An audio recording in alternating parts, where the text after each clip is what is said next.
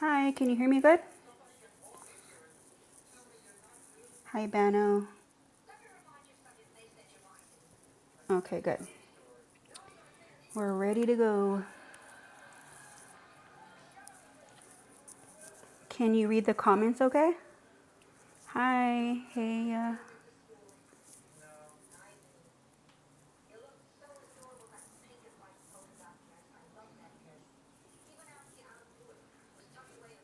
hi everybody, welcome. We're very excited.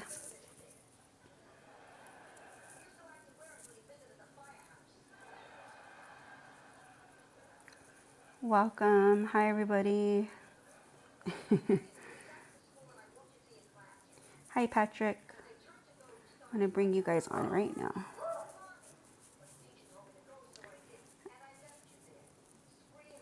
Can you and Shelby request, please?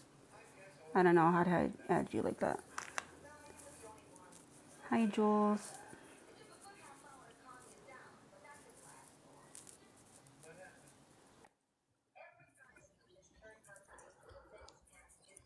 Hello, Okay, hi. how are you? Good, how are you? I'm good. Good. Hi everybody. Hi Patrick. Hello. How do you Patrick. how do you feel after yesterday? Do you excited? Oh, it was a great day. It was a wonderful experience. Yeah, but Awesome. exhausting. Yeah. Not only was it a long day, but it was an emotional day. So, Mhm. yeah, but it all paid off in the end. It did. Yeah. Hi everybody. Welcome. Is it lagging for anybody else?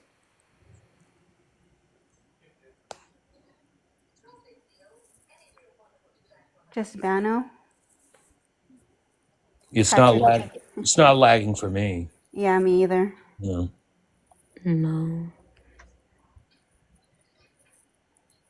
Hello, everybody. Patrick already getting gifts.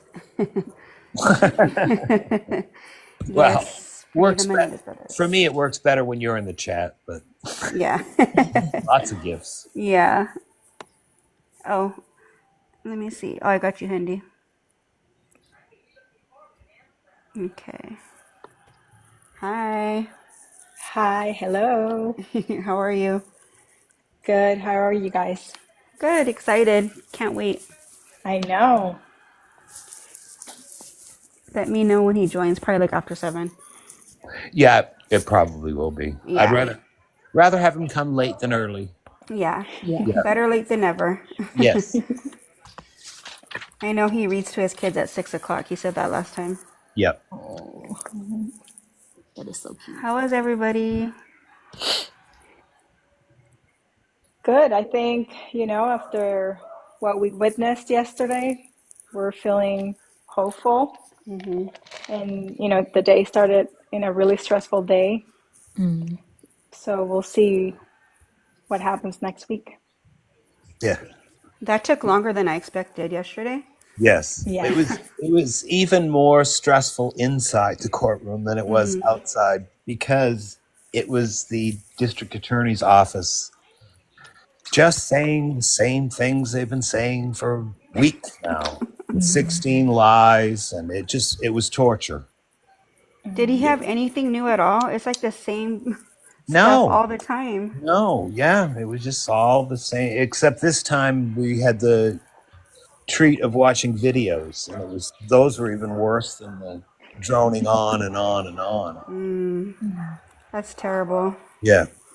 The things that they showed, I heard, terrible. Right. Yep. Yep. But it was a good outcome. I look forward to Yes. next week. Yep. Everybody Definitely. is feeling more confident and excited. Right. Yeah. Especially after hearing the resentencing is going on. Hmm. I was so excited. Yeah, it's basically the trial from the 90s. Exactly. Janet, what's your question? Hi, Danny. Janet has a question for Patrick. Yep, big Okay. week next week. Keep our prayers up. Hi, Misty.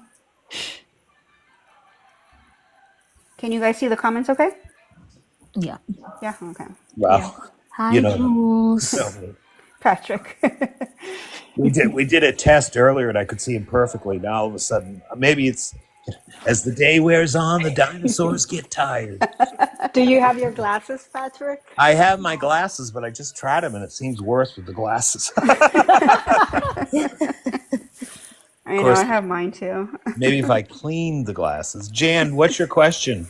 I know she Did they play disappeared. monsters in the courtroom? Oh, Bano answered it. I don't know what the question was. Oh, Well, Hey, Bano. Hey, Jada. somebody let me know if X comes through. I can't keep up sometimes. yeah, I mean, if anybody has any questions for me about yesterday, ask now. And yeah, Yeah, before he shows. We have Patrick here live. Ask your questions. and I won the lottery and got a seat for the hearing yesterday.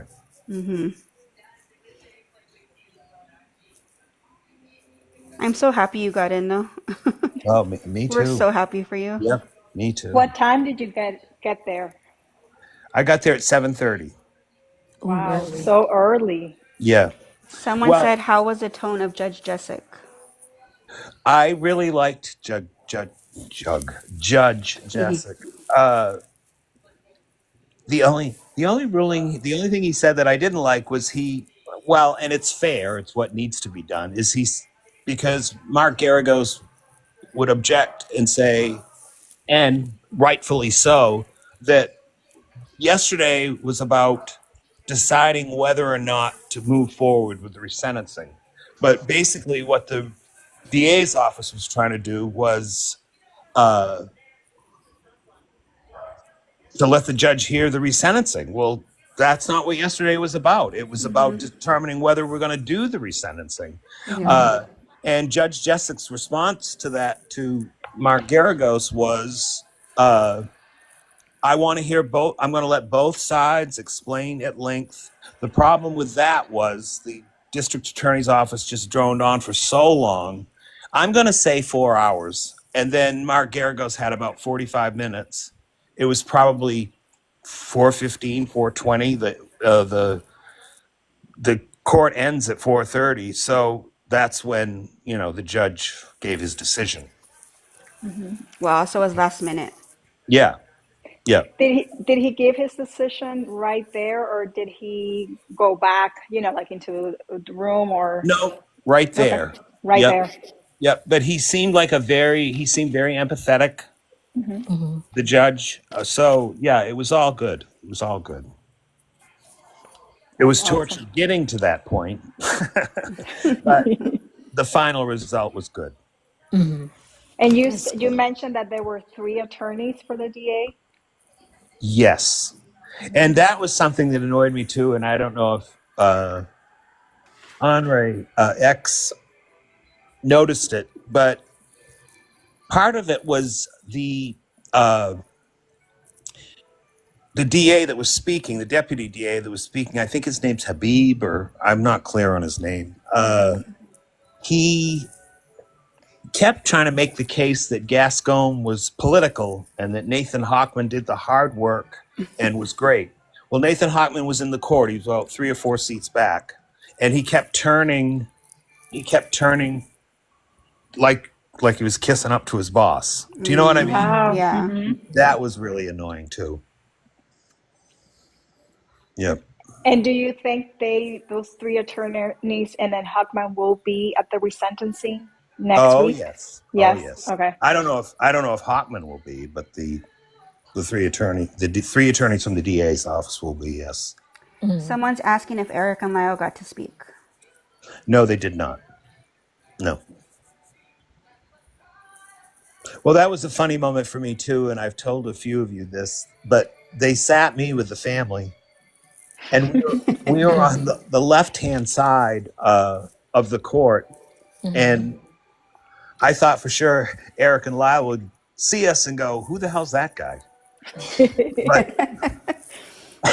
But the way there was a split screen and the brothers were on one side of the screen and the view of the courtroom was on the other, and the way they had the two points of view of the camera were on Nathan Hockman. Basically, they were on the side of the DA's office, so they didn't see the family anyway. Wow, that's unfortunate. Right? Yeah. Yeah. Patrick is the long lost cousin. Yeah. Who is he? And what was your reaction when you saw them on the screen? Like for you, like seeing both of them in a room. Well, the whole thing was surreal.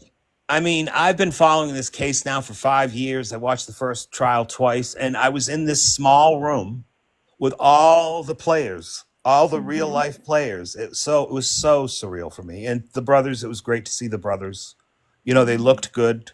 They looked sad. They looked defeated because I'm sure they were thinking, do we have to do this again? Yeah.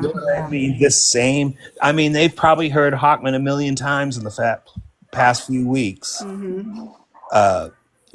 saying the 16 lies, and they've been lying for 35 years. And I don't think he read anything at no, all. It doesn't seem like he did any research. right. Yeah.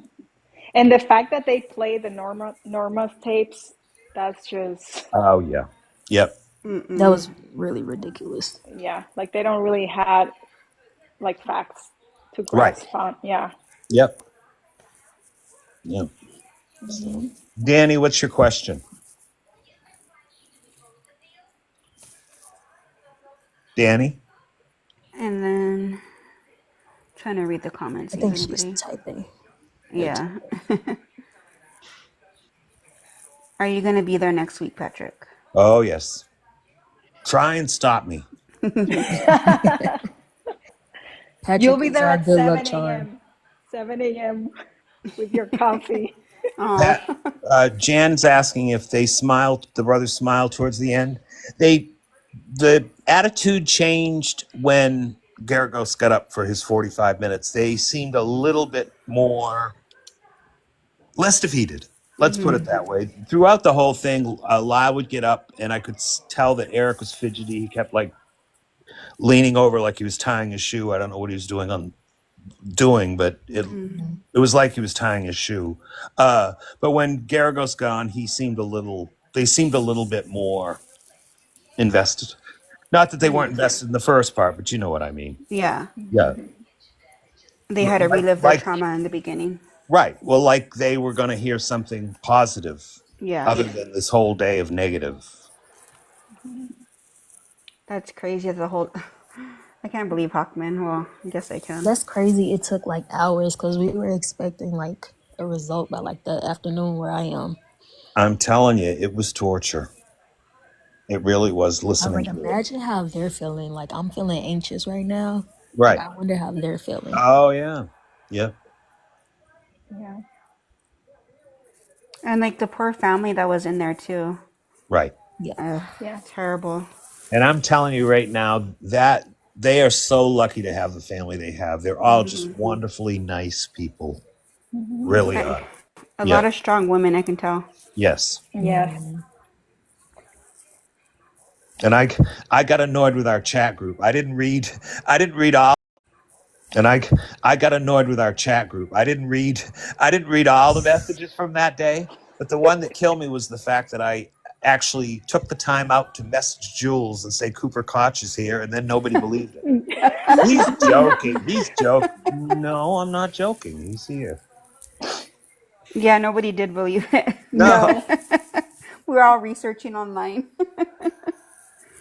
Did you talk to him at all or no? With him I didn't so much. I did say hello and told him I loved his acting work. Nice. And he thanked me. Oh. Oh, that's cute. Did he stay for the whole thing? Because I saw in a video where he. Yeah. Oh, okay. He went He for went to lunch. lunch. He went to Okay. lunch and never came back. Yep. Oh, he never come back. Okay. No. Was X rated by the family also? Yes. Yep. X-rated was right in the front row. Oh, really? Yep. I can't remember who he was sitting next to, but Who Who was next to you? Next to me was the family's PR lady, and in front of me was Anna Maria's son, who she introduced me to. Nice kid. Oh, Yep. that's awesome. Where are you, X? I know. I'm just trying to read the This comments. is about to be an interview for Patrick. What else happened, Patrick? Now that we have you, what exclusives can you give us? Well, it's one of those things where one of the things I learned was if I'm going to leave the building, I take the badge off, because if you don't take your badge off, then the reporters jump all over you. What happened? Can you tell us what happened? Yeah, even in the lottery process in the morning, I did 6 interviews in 30 minutes. Wow. Yep. And I haven't seen any of them. People are texting me going, I saw you twice on the national news last night. And it's like, okay, well, I didn't see you. My mom says she saw you too somewhere. Oh, really? Yeah. That's funny. There was a video that Bano has sent in our chat, and then as soon as I opened it up, I seen Patrick's face, and I just screamed in the restaurant. I was Oh, like, that's funny. look, that's my Yeah, I daddy. mean, Inside Edition, Wow. NBC LA. There were quite a few. Spectrum News, which I had never heard of. But... Oh, we have that. Oh, you do? Jada saw you in NBC LA. I think I have screenshots. I'll send them to you.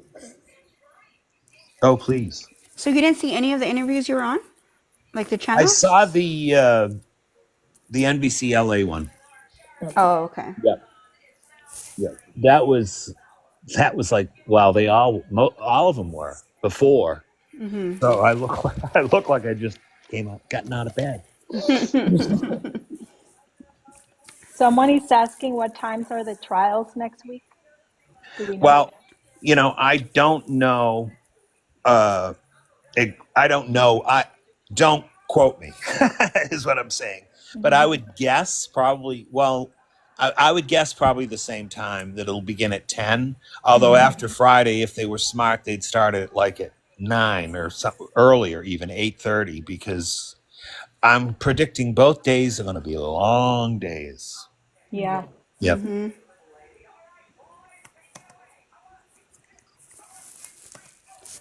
Any more questions before X-Rated comes on? So I think I saw a question from Jan asking if they were wearing glasses, both of them, Lyle and Eric.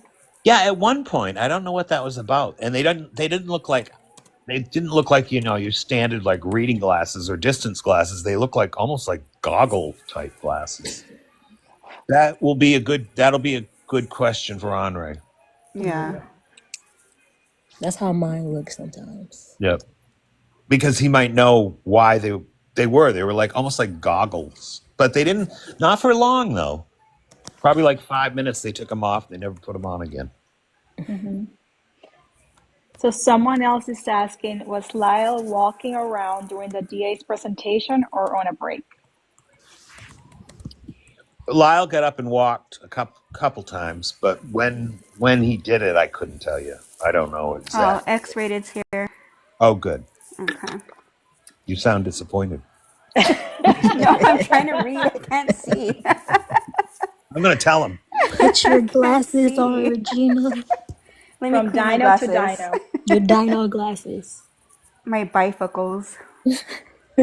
I sent an invite already. Oh, good. There he is. Hi.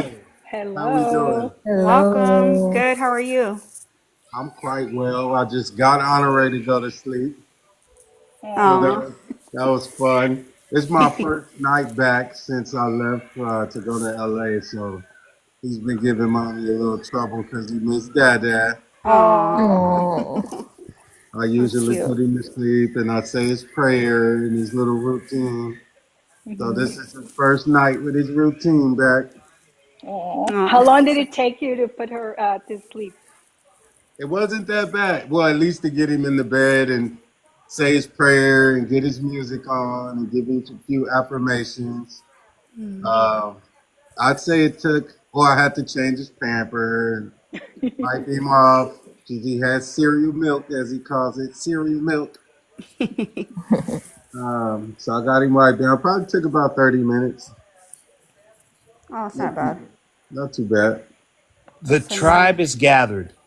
The tribe. We're here. we're Tribe is gathered. here. Thank you for doing this. Welcome back. So today we have me. My name's Regina. We have Handy, Shelby, and of course, Patrick. There we go. Patrick is back. Hello, Patrick. Like a bad penny. You're our good luck charm, so There stop you it. go. There you Yeah. Bird of prey. go. They love the picture of us with the thumbs up. Yeah, I thought it was pretty cool. Yeah. Yeah. Patrick's always doing a thumbs up Yeah. for That's what I'm everything. famous for. Quite dapper. Yeah. I Okay. actually got offended in our chat when he didn't send me one. I was like, "Where's my thumb?" All right. Well, welcome back. Handy, you want to jump in with the first question? Yeah, of course. So yesterday, as we know, was such a big day for the Menendez brothers and their family. And it was a day that, it's really stressful and anxiety producing for everyone, supporters around the world. And we can only imagine how the family and everyone there was feeling. But, it ended in such a powerful way, especially because, Judge Jesek denied the DA's motion to withdraw the resentencing. So I would love to hear your experience, your perspective on yesterday's hearing. Wow, it was a very long day. I started at about 5 in the morning. Wow. Yeah, got dressed just to be ready. Got downstairs. I'd say about 7. Took a while. Got down there about 7. Everyone was gathered together. We had breakfast and just talked it out. Lyle called, and I ended up on the phone with him for a while. And then we piled up in the cars and we rolled over to court. Cooper, I was me, Cooper, Talia, Tammy, my assistant, and my bodyguard.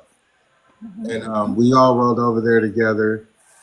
And we get in. We had to wait for about an hour. We finally get in the courtroom. And it just was like, you could just feel it, a little sizzle in there, like, all right, what are we about to experience? And the ADA started presenting this case that really had nothing to do with the reason why we were there. It was very odd. When they first started up, trying to tell this story, essentially like they wanted to retry the case from the angle of proving they were trying to tie it together by saying they were proving that there was a lack of insight, that the brothers have a lack of insight. But the principal issue in the penal code is not whether or not the brothers have insight, but whether or not their penal code is not whether or not the brothers have insight, but whether or not they're rehabilitated. Can you be rehabilitated without insight? That's up for debate. However, the word insight is nowhere in this court ruling. Nowhere in, I think Vassaux is the case that they're quoting. Nowhere in there. And they just go on and on and on, repeating all the same old stuff. We did 2 hours of that. And there was an objection. The defense just, explained that this was completely irrelevant. It had nothing to do with the merits of the law, and they were eating up all of our time. We were concerned about, like, how much time did we have today? So we took a recess and we came back in, and they started up again. And, we had another objection, and the judge stated that he was going to let both sides present their entire case. He's like, I'm going to let you, or their argument, I'm going to let you present your argument, And when it's your turn, you get to present your argument. And I felt at that point like I think he's just allowing them to get it on the record, but you could tell the judge didn't like it. He didn't conceal that very well. So I knew about 3 hours in. I'm like, hey, judge, the judge doesn't think this is. He doesn't care for the way they're approaching this. If, I'm with the family. We, some of us were nervous, and I'm like, it's all right. This is not very good on their part. They aren't prepared. They can't argue the merits of the law, Yeah. so they have to do character assassination. But character assassination is irrelevant to the question at hand with the law. The question was, do you have the authority to withdraw, or do you have the legal standing to withdraw the request for resentencing? That's it. It has nothing to do with what you think about the Menendez brothers. This has to do with, does the letter of the law in this, as it applies to this circumstance, allow the district attorney's office, the new incoming district attorney office, to withdraw the petition that originated from its own office by its predecessor? That's it. And so judge tells him that, and Geragos argued that, and we still spent another hour listening to them Oh my God. do a Wow. character assassination anyway. Which I thought, I'm like, is this a filibuster? I'm like, they're pulling a Cory Booker filibuster. I kept saying that, like, they're doing a filibuster so that they can make us run out of time. I'm like, what time do we leave today? Like, are they attempting to just run out of time and force a reschedule? Like, I couldn't make sense of it, so I'm making excuses for them because I'm like, this can't be they can't think this is gonna work. All right. Unfortunately, I've been through my share of trials. Enough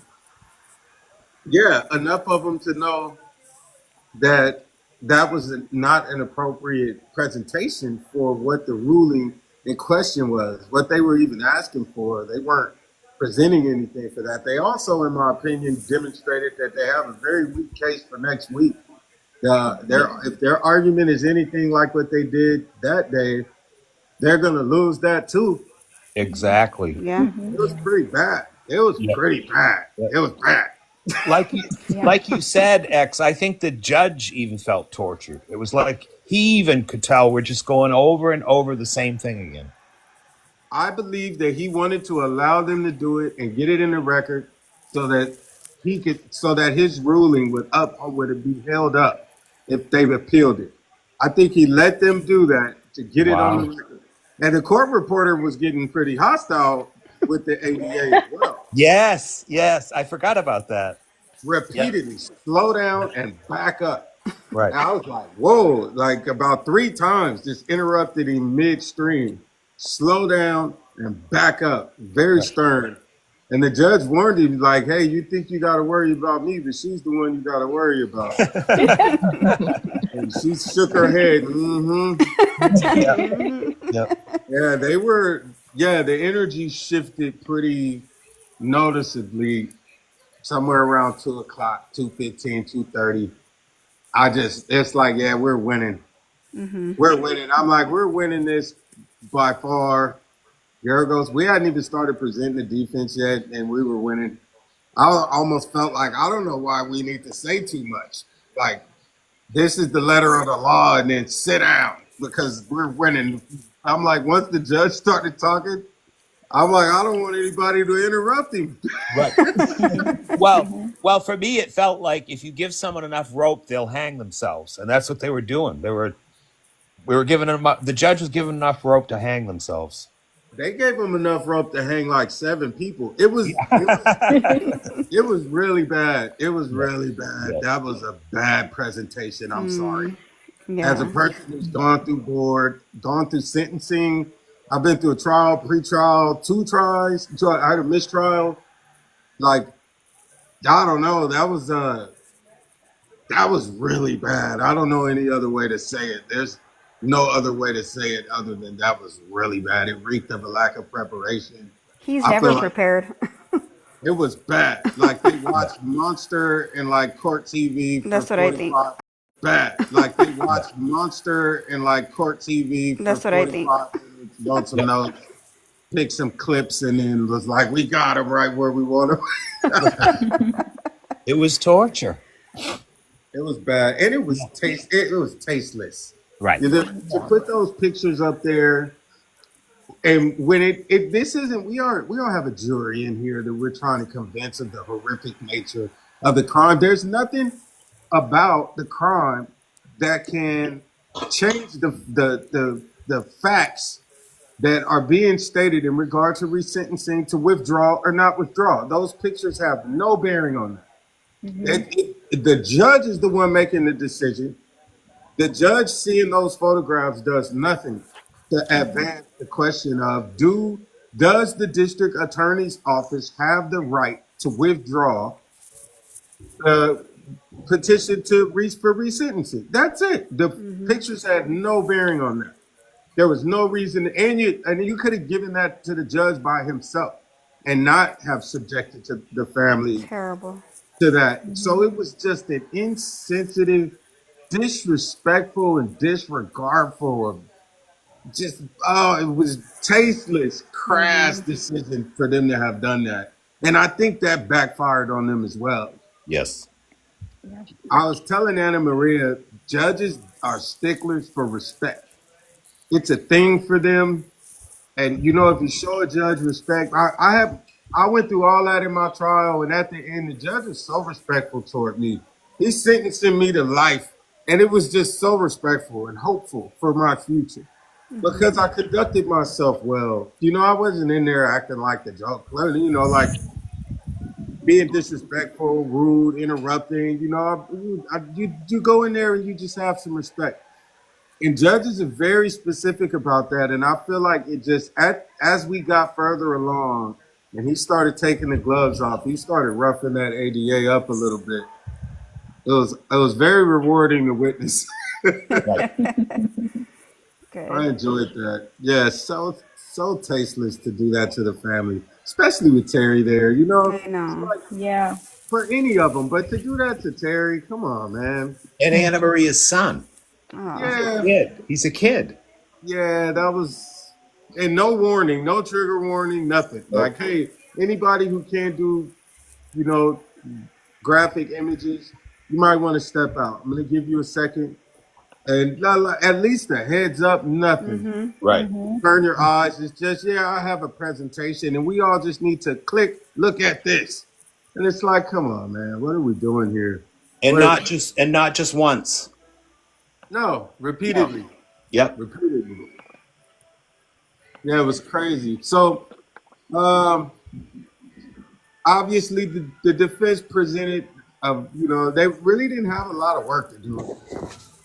A breakdown of what the law was, that was phenomenal. And I think that pretty much ended it. Like, this is the letter of the law. This is what the law says. This argument doesn't have anything to do with that. The word insight is not in the ruling at all. It's not in the case at all for what the rules are in regard to resentencing someone or allowing the resentencing to go forward. It just isn't in there. And frankly speaking, insight is the number one thing that people get denied parole for with the California Department of Corrections and Rehabilitation. So insight is an area that we've spent a lot of time on, myself, Eric Lyle, and dozens more of us. Like, this was a thing, making sure people understood insight, making sure people understood remorse. And the district attorney's, the ADA's definition, or how he was attempting to frame the concept of insight, was completely incorrect. Insight is not about taking responsibility for what you did. They're confused. That is not insight. I can say, hey, I'm so apologetic. I'm sorry I did what I did. That's not insight. That's just being regretful. That's an apology. It doesn't even really imply regret. It just implies, I'm just saying that I apologize. I'm just saying I apologize. I'm sorrowful. I'm not necessarily insightful. Insight is why I understand why I did what I did, not what I did. I understand the underlying causes. I understand the root causes, the scripting, and the factors that contributed to me becoming a person who would make these decisions. And I can outline them. That's insight. That's insight. So I feel like I sent Lyle a message to tell him I need a request for the definition of insight so we can stop just using the word and allowing them to define it. Because if we could get a legal definition of it on the record, I'll take Webster's definition, but we could use Black's Law Review. Let's use that and define the word insight so we can identify that they don't know what they're talking about. They don't know what they're talking about at all. And, I mean, remorse wise, I had a Republican commissioner named Roberts, fantastic man. He's a conservative Republican. And he told me that I am a grade A Democrat. I'd say a moderate. I voted Democrat my entire life. Whoever that harms, I'm sorry, but that's my life. So he said that I gave him in his 30-year career the best definition that he had ever heard for remorse. And this group of people that I studied with and that we analyzed this stuff with, Lyle and Eric were part of that group. Like initially, it's just us. That room that even they use for the rehabilitation through beautification, that was my office for my music program. So like everybody's coming in. I was there before Lyle and Eric got to Echo Yard. So I had that room, which is why it's where they first reunited. And then we would sit in that room and analyze what we wanted to take into groups. So even before we ever made it in the room with the rest of the men to go over these things, we just did focus groups and powwows together to analyze our information before we made presentations to the other guys. So Lyle and Eric will run laps around that ADA about insight. This is a joke. It's a joke. Understanding the concept of insight and that it's a why, not a what. They keep talking about the what.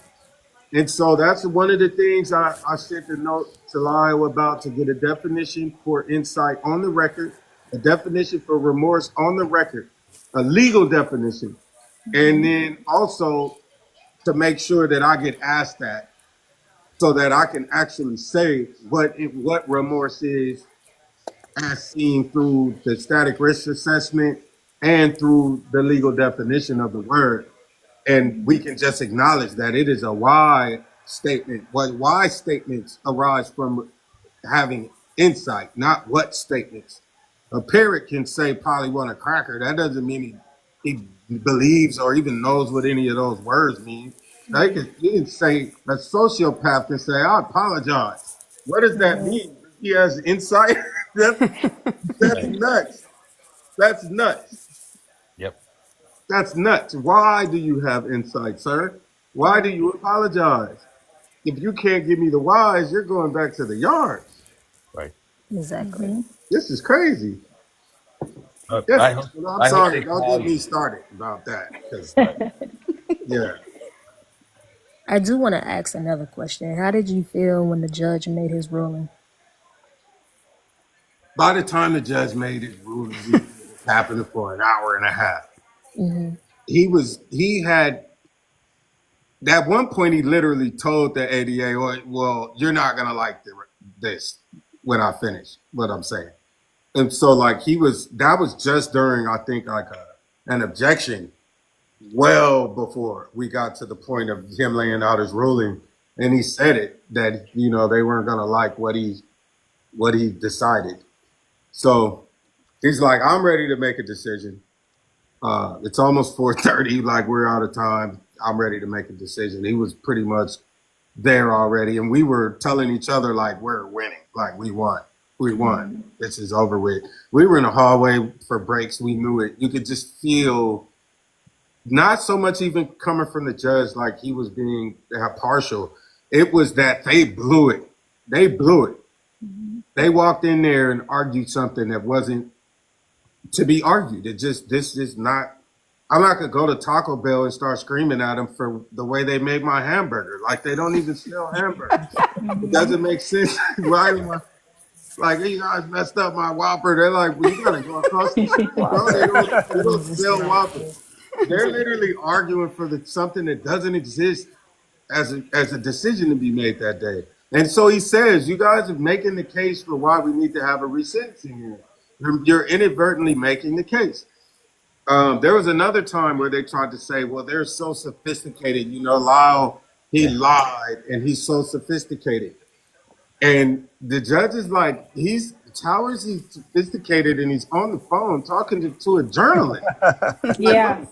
Sophisticated about that. Yeah.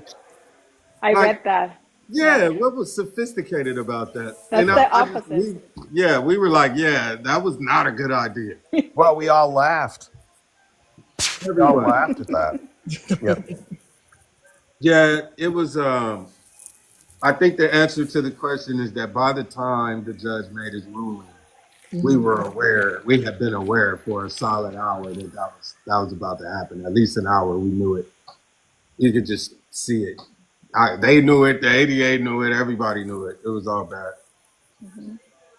Did Yeah. anything caught you off guard, or were you, given the DA's position over and over, were you like, I know it's going to be the same thing on their end? I'm going to be honest. I anticipated. I don't. Oh man, there's very few kind ways to say this. I'm grasping at it though.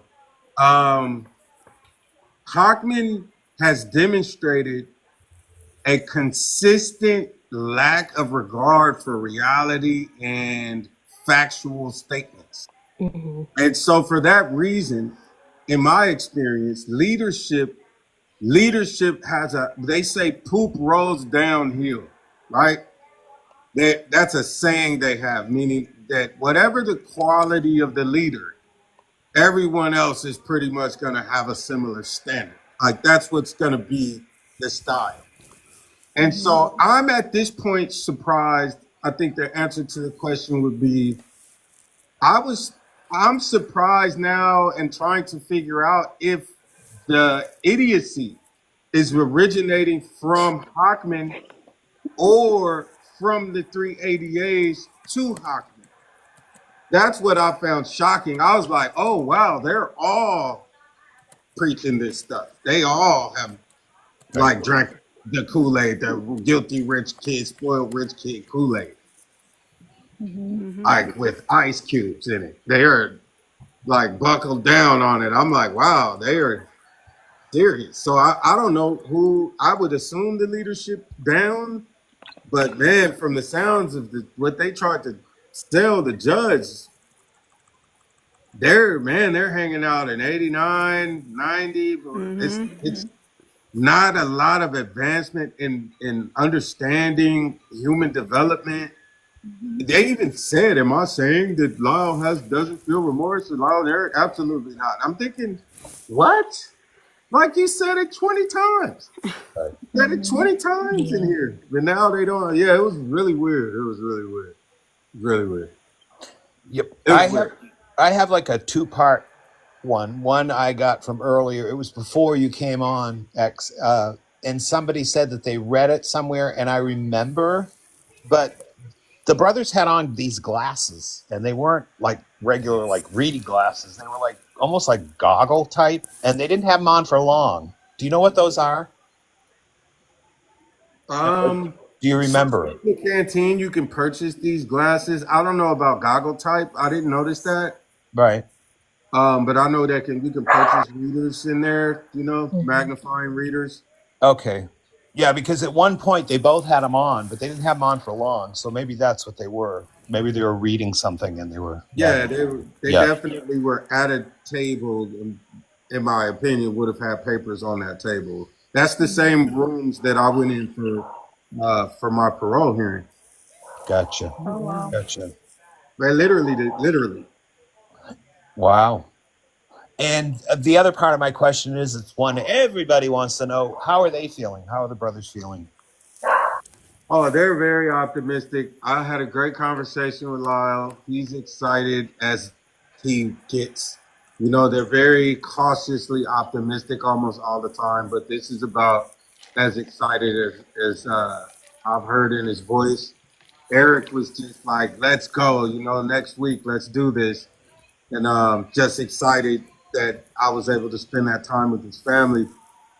Um, I think they're feeling pretty good. You have to be. There's no way around it. In my Right. experience, when I was with them, we've reversed roles, and we've reversed roles on this. This is like our third time. I've tried to do this with them, where I started telling them when I first read Miller versus Alabama, I believe in '06.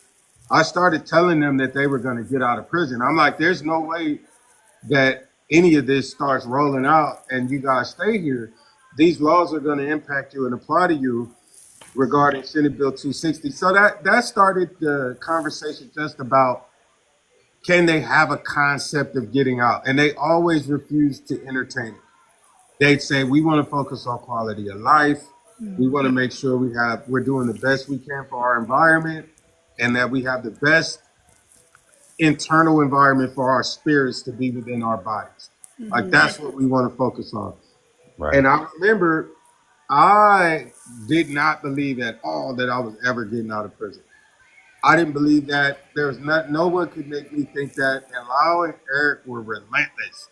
They were like, you are not going to be here for the rest of your life. It doesn't make sense. You're absolutely getting out of here. And that's before the laws or anything, they thought that. So, like, by the time 2012 came, I got hit with so many I told you so's. Like, when they signed the youthful offender bill in the law, they're like, all right, poster boy, you're going to Camp Menendez. And we started working on it. That was Project Menendez kicked off 2012. And Boot camp. yeah, it was too. I mean, no joke. I started doing everything, all the programs, insight, meditation, all of them. And they, you know, Eric specifically was right there. I was still up north. Eric and I were at RJD on Bravo Yard. And then I got into the dog program, and they started that.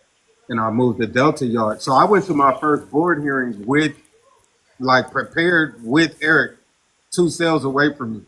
So we were together every day working on that. Like, hey, I go to board on the 17th. And he walked me to the gate, gave me a hug when I went out, and then consoled me when I came back because I got denied the first time. But it was Eric who told me. My lawyer had hinted at it, but Eric was the one who got me to understand it. He was like, what did they tell you to do? And, you know, I'm crying. He's like, what did they tell you to do? And I said, they told me to stay out of trouble. He said, what? I said, they told me to stay out of trouble. He said they denied you parole. What did they say? I said, they said they wanted to give the victim's family time to prepare for the inevitable fact that I would be released if I kept doing what I was doing. And Eric's like, you're getting out of here. Like, it's like they tell people to go back to the yard and get a GED or something. They don't tell you to go stay out of trouble. He's like, they told you to stay out of trouble. They didn't even want you to do anything. So we had this culture. And I say this to say that Lyle and Eric were exposed to a lot of people coming home. And I remember going from that, I'm never getting out of here, to maybe I'll get out of here, to I think I might, you know, have a chance. Then hope springs, that turns to faith, belief, and then you know.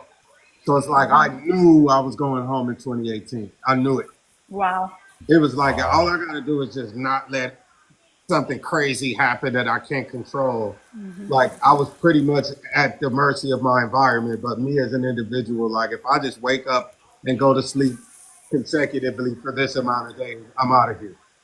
And so I remember the way it felt when the hope started happening, and you kind of have to reconcile being that person who just didn't believe you were ever going to get out. And I believe we've watched them do that. They've done that. That at that point now where you're accepting of the hope. Like I don't have a problem with the existence of this hope, because before, the existence of the hope didn't feel good in the beginning. It felt like a denial of reality. You know, you got life without the possibility of parole. You were told you're never getting out. You were thrown away. Your appeals were denied. and now here comes hope, you know, and it's Right. like, just leave me alone, hope. I'm all right. You know, I'm going to my visits. I'm getting my canteen. You want to just kind of it's less painful. It hurts to have hope, and unfortunately, you got to be willing to take on that potential. It's like loving someone. You got to be vulnerable enough to know that, hey, I might get hurt, but man, you know that's the price you got to pay for looking to be loved and trying to love someone. Right. And hope is very similar to that. You got to be vulnerable enough to where, man, I might end up with a broken heart for a minute, but man, it's just a better way to live life. More hopeful. Wow. And they're there. They're. I'd say they're several steps away above hopeful, being cautiously optimistic. They're beyond that now. They're beyond that. They We deserve it. Yes, they do. Yeah. Yeah. I have a question for you, X, in terms since you were at Donovan.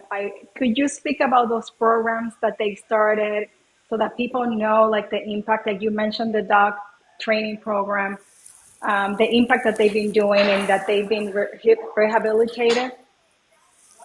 So it started earlier than RJ Donovan. Technically, Lyle was doing the IAC Men's Advisory Council at Mill Creek for when I left, and then after that, for until the day he ended up with us at Donovan. So he was doing that, and they, in that position, he was responsible for a lot of things in that community, including groups, any kind of complaints, solving problems that people had, and what we call the inmate government, as he puts it. Eric, on the other hand, had the AANA program at Coalinga at Pleasant Valley State Prison, where we were together, um, '08, about '08. And so he was already doing those things there, which is so far ahead of all of this, if you think about it, for both of them. So by the time I got to Donovan, I believe it was about 2014, and which is ironic because 4 years, right? You go to college for 4 years, you get your degree. And I kind of, that's what I did. I went to Donovan and did my 4 years, and I graduated to freedom.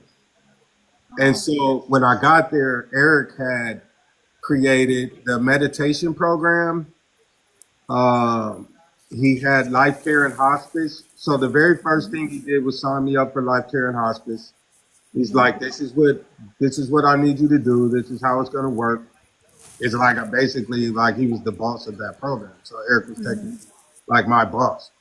And so we were caring for the elderly population.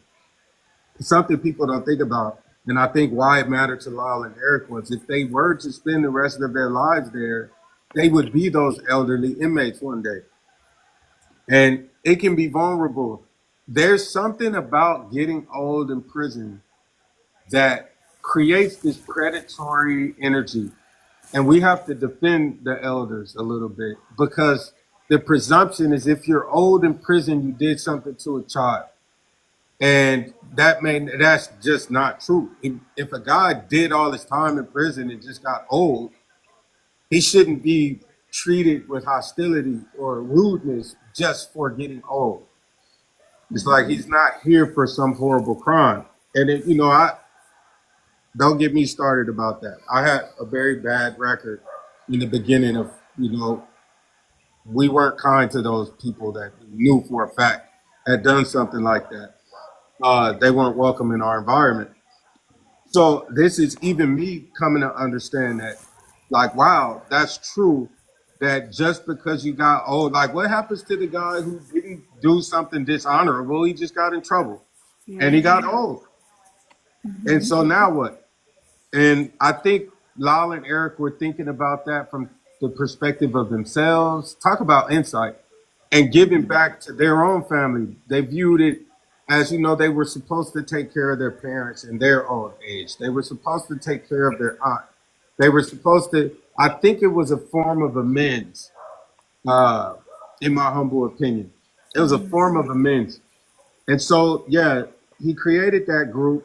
It was a program. Calling it a group is like 1/5 of its real dynamic.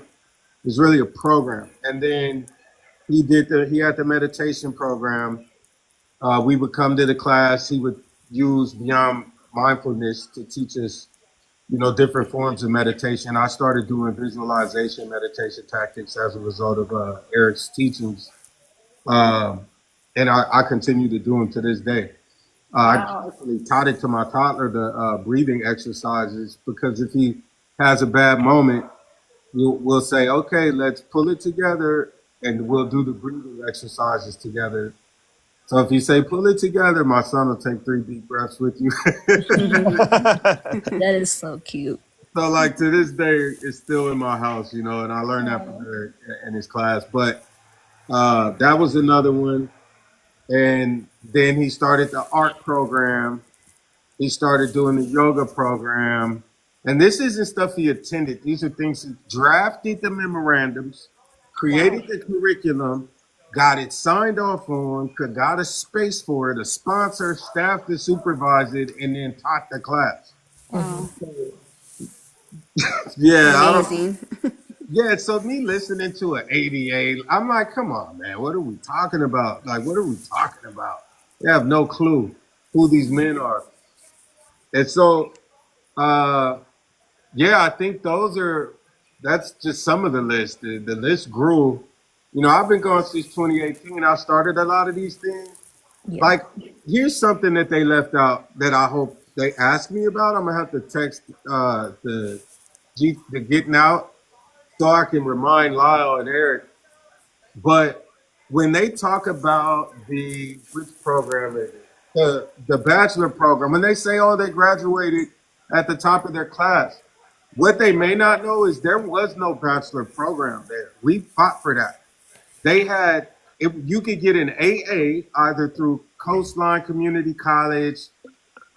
There was another one that you could do. We were trying to work with San Diego State University originally with Professor Alan Mobley, who was a good friend of mine, and we were trying to get them to do a 4-year, degree that you could and have transferable credits that your credits could transfer to. If you did go home and go to a university, your credits would transfer with you. So Lyle and Eric actually got that program in there. It's one thing Wow. to say, yeah, they graduated and got degrees. No, no, they worked to create the program at all and have everything recognized so that it would be real. Like you got the degree, it's a real degree as if you attended the class, accelerated course, same thing, classroom, all of that, working with the education department, and then they graduated. Like we got to tell the whole story. Mm-hmm. And all those other men who are getting those 4-year degrees have they have Lyle and Eric partially to thank for that being in existence at all. Because when I left in 18, they had not approved that yet. We were working on that. Hmm. We Wow. edited those documents ourselves. Like I was sitting there on the computer with them, and we all edited those documents ourselves.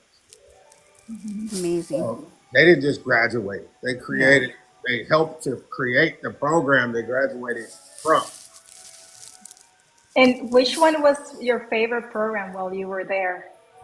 Oh, oh, that's so hard. For me, by far, it had to be the Tender Loving Canine Assistance Dog program, the Pooch program. And Pooch is an acronym for Prisoners Overcoming Obstacles Creating Hope. Ah, that is Wow. We so. did. Oh my goodness. We trained service dogs for wounded warriors and autistic kids. So I got in Pooch probably 2015 ish Hmm. and did it for 3 years. And in that period of time, I trained about 40 dogs total. Wow. And then I started training the staff. So I ended up like they would bring staff in and I would train them. And then they made me responsible for other trainers. And then I ended up being a behavior modification trainer. So they bring me their worst dogs for whatever reason. The rescue dogs loved me, and I think it's because I'm a rescue dog. So I'm like, Oh, Oh, how so cute. like they'd be like, this guy, they like, hey, can you hold on to this dog for me? I'll be like, all right, and we're just hanging out. And they're like, this dog doesn't listen to anybody. They're like, and he's just hanging out with you. I'm like, we're just chilling. So I they'd think be I would like, love that job too much. oh yeah, it was really fun. They're like, keep him, just hold on to him. So I got this dog that's supposed to be crazy for 90 days, and it's just a sweetheart. And we're just hanging out, walking around the yard, learning stuff, and then they'll bring a trainer in to me, and I'll start doing it with them so that I can transfer the dog to them and see. We call it generalization. Can we take him out to the mall, and will these new behaviors sustain in a new environment? Yeah. So we would just start generalizing. But that was my favorite program to see a wounded warrior come in after they receive their dog, and we call it a graduation. The dog graduates the program. We had an 80% successful placement rate with our program, and the national average was 30%. So 3 out of 10 dogs make it in society, and we had 8 out of 10 of ours making it. How long Uh, does it take to train them? oh, we get them at puppies. I've had a puppy as young as 7, 8 weeks old, and we'll have them sometimes till they're 2, 1. It just depends on how well they're doing, their personality. They'll start telling you the job they like. You know, we're doing, because the curriculum, I have to learn it all. But in learning it all, you find out, oh, this dog will be awesome for someone who doesn't see so well. They're very good at directing traffic. Or you'll have a dog who is a great retriever. If you tell it to go pick an item, they might be excelling at that. Or you might have a fantastic snuggler. So they're going to be good for people that have sensory issues or children with night terrors, things like that. Like this dog understands it's an empathetic dog. Like you can't train that. That dog has to show you, and it's like, hey, this dog's a sweetheart. He knows you don't feel good right now, and he's trying to make you feel better. Like, hey, let's reinforce that and let him do something he loves to do. So it could take a little longer depending on the dog. Yeah, Is it hard to separate from the dog? yeah, it's pretty hard. You're so proud though. Like they graduate, you hand them over, and so proud though. Like they graduate, you hand them over, and then they come back and visit. Or maybe some of the behaviors that you don't have a consistent command given by the person that received the dog, and they got to bring them back, and we tighten them back up a little bit and kind of remind their new handler, like, hey, you know, you have to be consistent with your commands, but you know, you want to not have a dog who requires a treat. Can they do it based on just just saying good dog or ear rub? You know, it's not always for a treat, Yeah. stuff like that. But it was hard to give them up, but it was made easy because of what we were giving them up for. Yeah. Yeah, it's good. Do you know how long a risk assessment takes and how long does it take to get to the judge? Well, risk assessments always happen in one day. Um, I had about a 5-hour risk assessment. I know Eric told me that because I got a message from Eric that Lyle was in his meeting. Eric's like, I did mine. It was 6 hours, and I believe Lyle did about 4.5 hours. And I was right in the middle. I'm like, don't worry about that. I'm like right in the middle of both of you. I did about 5 hours. Like both those things are normal.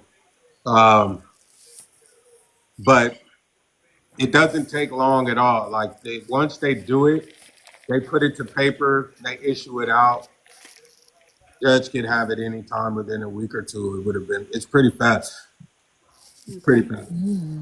But in this case, it's going to go to Newsom, and Newsom said he's giving it to the judge. So I would imagine that'll be even faster. Yeah.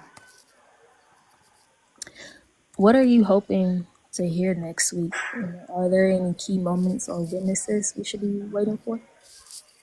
Oh boy, I think that's a really good question, by the way. I think that I'm so that a fear of being hopeful guy in me that I've defeated, who still likes to show up sometimes.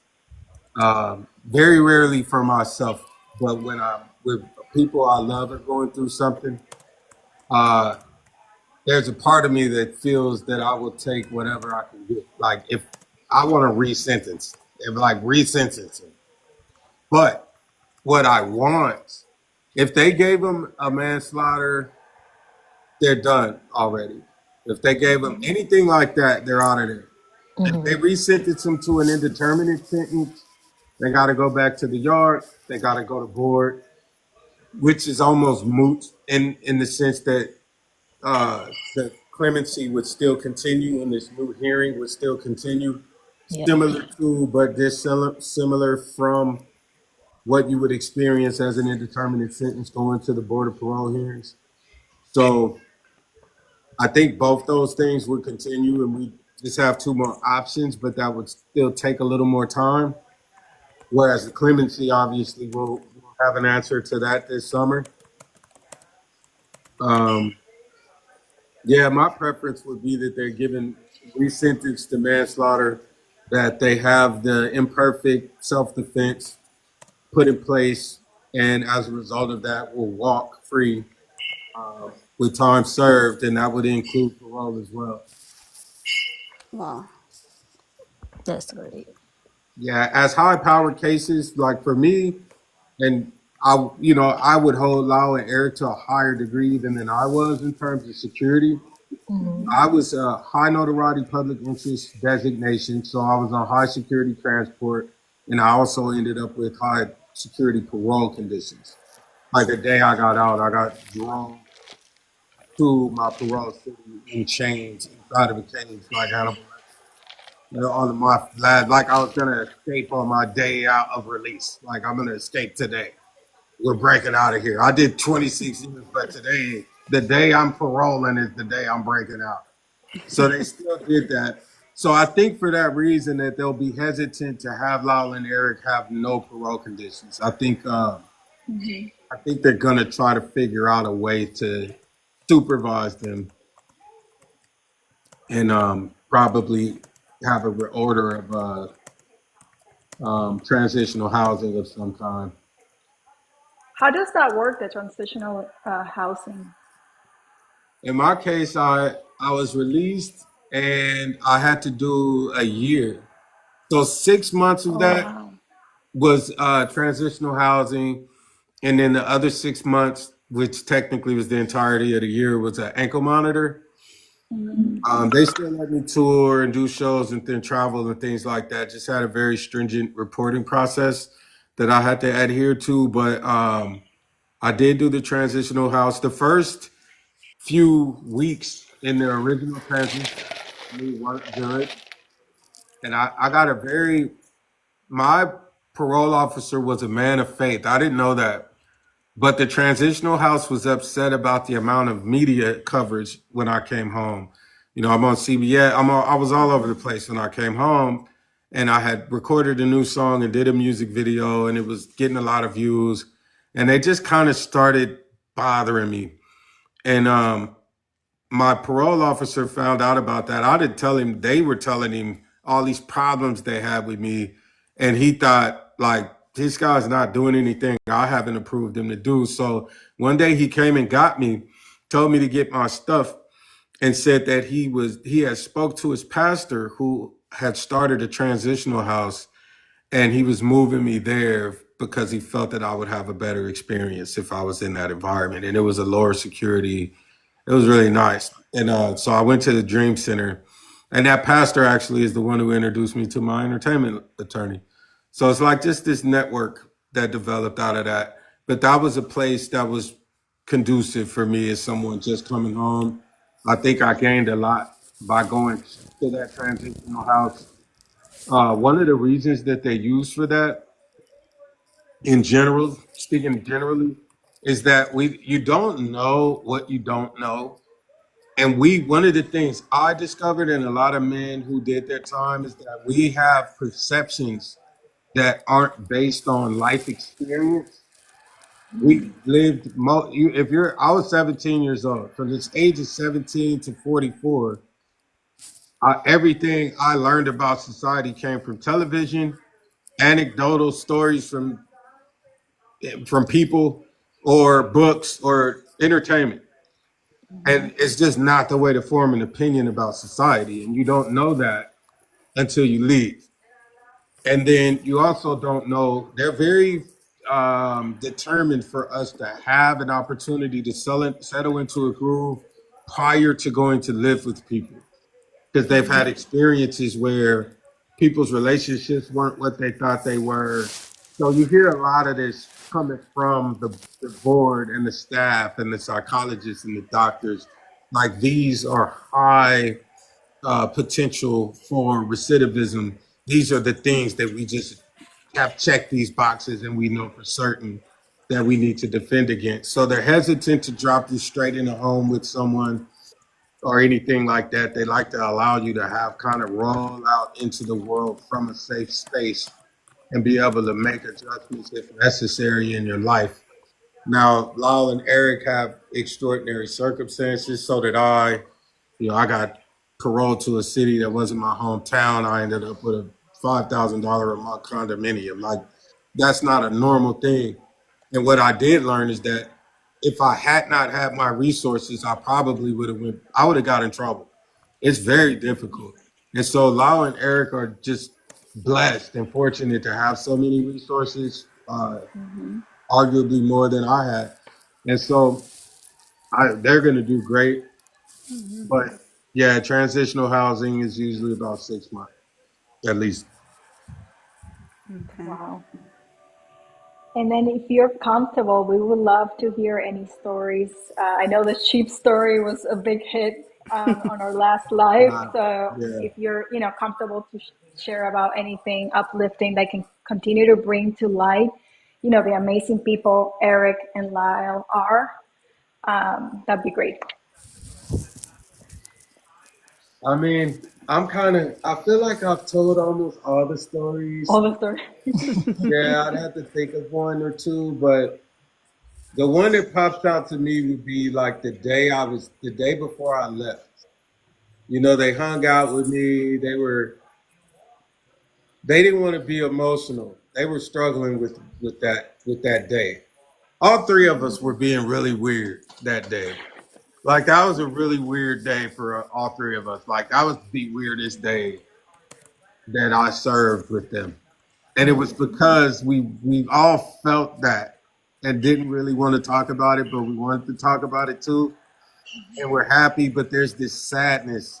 I saw a lot of my friends go home and come back, unfortunately. And that was very difficult for them. And they handled it in a lot of ways. But I remember me and Lyle being at the dip bar, and Eric walked over and he starts telling me, hey, I love you and you're going to do great. And he's saying his goodbyes, and I'm trying to interrupt him because I don't want to say goodbye. I don't know, it's just weird, right? And so I'm like, oh man, I'm gonna go home in the morning. I'll see you guys in the morning. We'll go to breakfast, because that's what they normally would do. Just come and get you in the morning. And I was like, you're not just some random guy. They're not letting you out of here like normal. Like, they're coming to get you at 2, 3 in the morning. You bank on it. And so, we had our goodbyes that night. And I went back to my cell and watched the little TV, kind of meditated to keep myself even keel. And sure enough, about 3 in the morning, they come rack the door and say, Brown, pack it up. You're out of here. And Eric lived in the cell directly across from me. So, like, if I went and looked out of my window, I'd be looking in his cell in the window. And so I go to the door and to respond, and the officer walks away. And as his body clears, Eric is standing in the window pointing at me, and he's saying, "I told you so." He's mouthing it. Awesome. I told you. And so I got my stuff and I went downstairs and I walked around the tears to tell Eric I loved him at his door. Yeah. downstairs and said bye to Lyle. He was standing at his door, same thing, telling me, "I told you so. I told you. I tried to tell you." That's sweet. Yeah, yeah. But that was the day I left. Wow. So So X, sweet. so many ladies of the tribe, they love this. They love the audio clip of Lyle singing "Let Me Whisper in Your Ear." Did Yes, Lyle did yeah. Lyle ever sing? Did you ever hear him sing? In Oh, not outside of just being silly. Oh, okay. Yeah, Right. but I didn't know. I was just Sing, curious if he was someone that liked to sing. Yeah. no. You That never was got to look at his band or anything. no. The only thing he ever did well, that picture of Lyle holding that paper with the band. That's Yeah. if you. That's my back at the keyboard in that picture, and it's Really? yeah. So that's my band, and I was doing a show, and Lyle was narrating. I may have told this story, but not Lyle was doing the narration that I built around the stages of grief. I built my performance around the stages of grief, and that's why Lyle was with the band right there. He was my narrator that night. Yeah, but he wasn't the kind of person to get on a microphone. Gotcha. We thought it was him singing from the picture. Yeah. If Lyle's singing, it's gonna be Milli Vanilli. Like, literally, I'm gonna hire a singer, and Lyle's gonna lip sync it, and I'll see if we could get away with that. Can you recreate that? Oh my goodness. Oh boy. Yeah, So they're awesome. They really are. I don't think people have. It's going to be interesting as they come home and people discover their personalities. I believe the trauma with some of the most phenomenal people I've ever met in my life have had traumatic experiences of some kind, either tragic losses, illnesses, harrowing experiences, near death. I believe that adversity and trauma are they're almost the impetus for a decision, a critical existential decision that has to be made. And it's am I going to the darkness or am I going to the light? What am I gonna do? And the contemplation of that that decision coming out of that. You know, they say the line between a hero and a villain is very, very thin. That the villain experienced something negative and said, "This will never happen to me again." And the hero experienced something horrible and said, "I'll never let this happen to anyone else." It's very similar. And I believe that this entire experience, the entire body of it, which I wish the ADA would focus on. They call themselves the people, but they don't. The people are the family, and they're not even respecting them.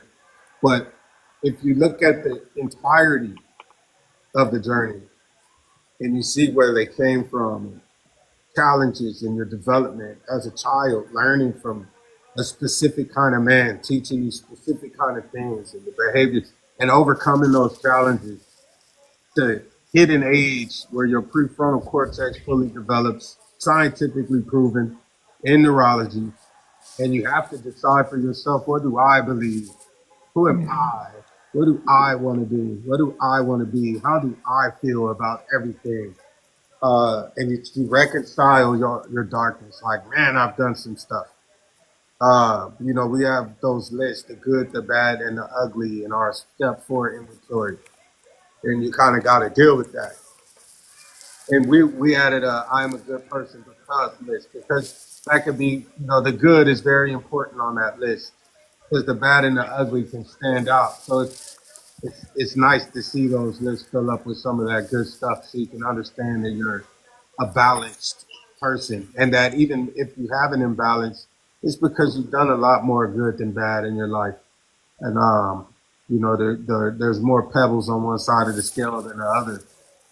And I believe that baptism in fire going through that has created two of the most highly intelligent, emotional. I tell people Eric is the most emotionally intelligent person I ever met in my life, ever, bar none, ever. And they're phenomenal. I can't wait for people to find out the sense of humor, the quick wittedness, the consideration, the empathy. Oh man, I can't wait for people to find out. I can't wait. I have no idea. They I seem feel like like such they're good really sweet. guys. Good dudes, man. Yeah, just got to see it to understand it. I feel like Bill Belichick and Tom Brady with me and Lyle, if they never broke up.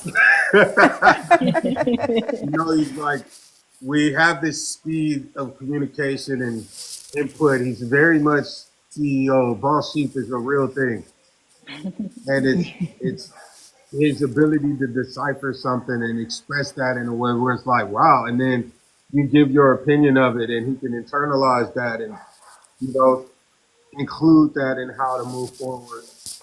And Eric being that person who is very conscious of everyone else's spirit and their needs. Uh, I don't know. I think the world's going to be a better place with them in it. Society.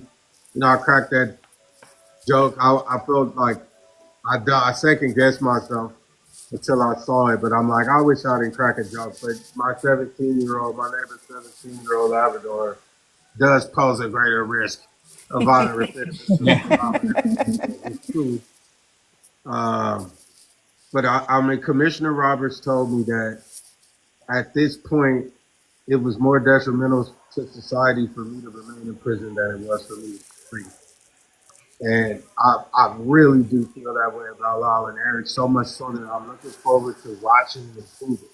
It's going to be the vindication that I'm going to feel, the validation of being able to say, see, like this is what I've been trying to tell you. It's gonna be awesome to see. It's gonna be awesome to see them go. They're gonna do amazing things when they get out. They really are. Yeah, for a lot of communities. They have a lot of it overlaps. I'm fortunate, and they saw that in me from the beginning. That I had a lot of overlap in a lot of communities that needed help, and that I could be a voice for all of them authentically. And that's true for Lyle and Eric as well, when there's an authenticity to their presence in these realms. And they're going to draw a lot of attention to some of the subjects that people don't want to address that have to be addressed now. It's over with. It's time to go forward as a people, as a species, that we have to be able to reconcile some of the darker aspects of human nature and human experience. They're good. Who I don't know anybody that is, in my personal experience, to lead the charge than the two of them.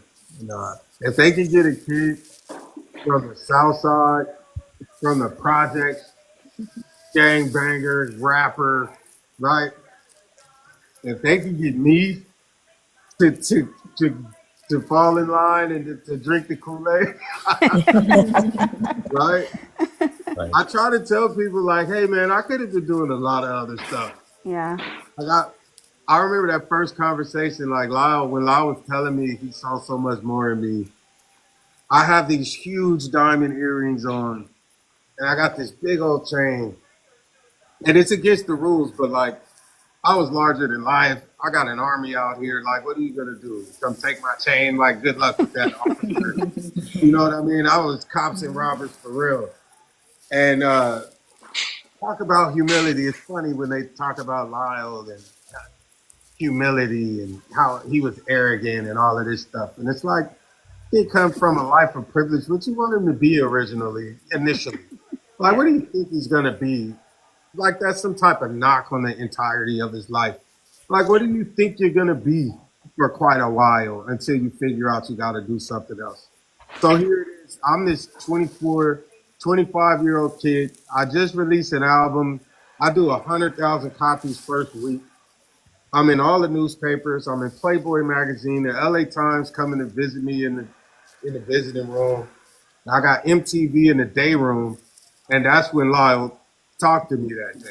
I had just done an interview about my new album in the day room with MTV. What's up?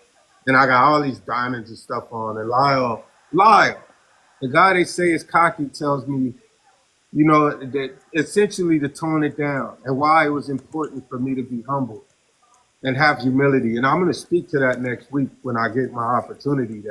And Lyle Menendez was telling me that, and that it wasn't necessary for me to be that flashy, to be, you know, I was being a quote unquote rapper and almost performatively. And, you know, I came from the streets. I enjoyed the reality that I was who I was authentically. I was really from my neighborhood. And, you know, I love those guys from my neighborhood. I don't want to be a person who turns his back on where he came from. So I like to be an example to them of how far one of us could go as opposed to abandoning my former community. And like I had to leave that in order to become me. It's like, no, those ingredients helped me become me. But there were aspects of that that were based and rooted in trauma that I needed to get beyond me. But there were aspects of that that were based and rooted in trauma that I needed to get beyond. And Lyle was one of those persons who told me, you know, and he talked to me about that humility and why it was important. And I had a greater, he talked to me about that humility and why it was important. And I had a greater opportunity that I could do a lot more, than just be, you know, a gang member, that I had a greater calling than that. And, so this guy from Beverly Hills is telling the kid from 24th Street that about being humble, right? They don't talk like, nobody tells those stories. They just all the spoiled rich kids who were flashy. Yeah, this guy from Beverly Hills is advising me to not wear diamonds on the prison yard. You know, the way they tell the story, he would have been asking me how much they cost. Like, I need a pair. Right. Yeah. But When that's he not came up what's to going on. you and like said that to you, were you kind of like, "Who are you?" or were you like, "You're right. Let me take these off." No, I didn't take them off. I got a few more years out of my diamond. But Lau and I have been around each other. You know, you couldn't not know I was there.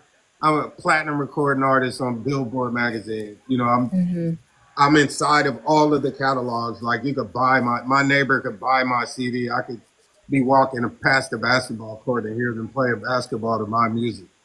So it was you could not know I was there, and you could not know Lyle was there. Like we knew Lyle Menendez was over there, and so we had our interactions, and you know, respectful. I was only 2 sales away from him, and so I could definitely take something like that from Alao Menendez. In fact, I needed it to come from Alao Menendez from the perspective of who I perceive myself to be in my arrogance as a 24, 25-year-old. The guy who's doing interviews with Barbara Walters, you know, that guy can tell me I need something. He can talk to me about something. You know, but whereas someone else at the time in my arrogance, I might have been like, well, who do you think you are to tell me what I need to do? What are you doing with yourself? And I had that going on a little bit. And, you know, that's not something that wouldn't have been a correct statement to say to Alao Menendez. You know, I love MTV, but that's not Barbara Walters, right? Like he's doing Barbara Walters. Like it's different. So Yeah. I viewed him as more savvy than me in regard to dealing with the administration. You know, I just took to him, and he came from a very, you know, it was a acceptable place. Lyle always just felt like a big brother to me, rubbed me like a coach, more than trying to make me a peer or someone beneath him. It's always coming from this place of like, hey man, you paying attention to A, B, C, and D. It's always coming from there. It's never coming from a condescending place ever. It always came from a place of like, hey man, you know, you got a lot that you can do. And I had a lot of people telling me that, by the way. I was getting a lot of letters. You know, I got a letter from Tuki Williams.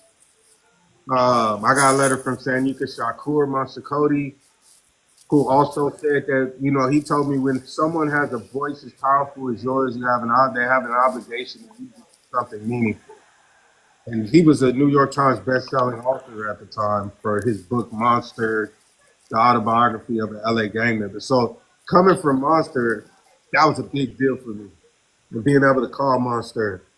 But I had this loyalty to the concept I had as a gang member and what a quote unquote rapper was, that was very difficult for me to shake or to understand that I could define that I didn't have to accept someone else's definition of what that needed to look like and what the implications were for the rest of my life. And Lyle helped me with that. And then Eric reinforced it and guided me through a process of implementing other strategies in terms of anger management, meditation. He gave me tools. And Lyle gave me the understanding and the wherewithal. Eric gave me the how. This is how we have to do it. This is what we need to do. And they were very instrumental in that way. Well, me personally, I want to get to know more about your music. So I want to know, how did you cope with music in prison, and what did you adapt? Like, what creative process did you take under the restrictions? Wow. So I had this very profound experience. Uh, I'm incarcerated at the age of 17. I started making music when I was what I would call professionally when I was 15 years old. I was rapping for fun, and gang members, you know, the guys started hooking me up with opportunities to get into real facilities. And one of my very best friends, Brother Lynchon, a very successful rapper in his own right, phenomenal artist, brilliant delivery. He he took me to a studio called Inharmonic in Sacramento, California. Um, and it was like, in our scenario, I had access to greater funds than he did. So it's like if I paid for the studio time, he would help me arrange my music the way I wanted it, and then he, in exchange for the last time, whatever time I had left after we finished. And so under that arrangement, I started making music. By the time I was 16, I had founded my own production company. I was manufacturing my own cassette tapes and selling them on consignment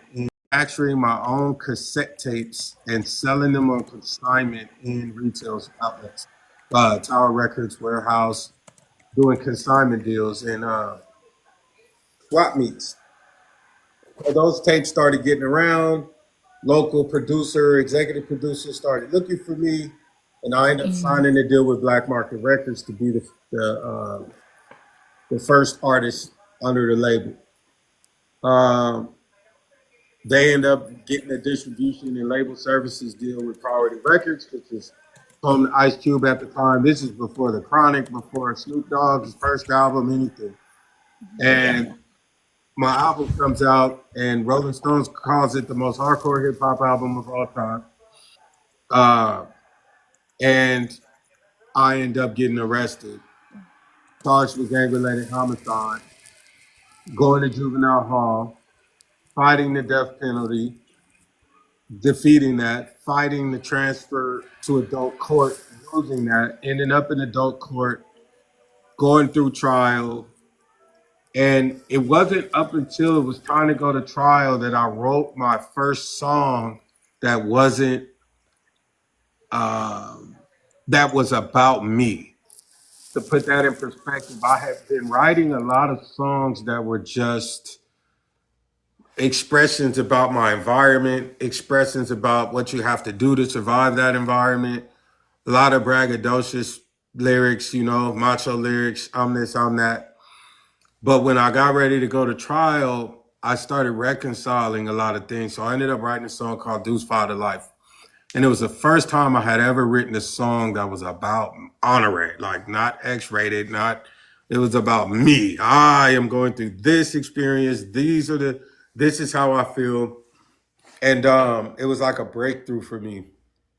And I was analyzing other artists that I respect.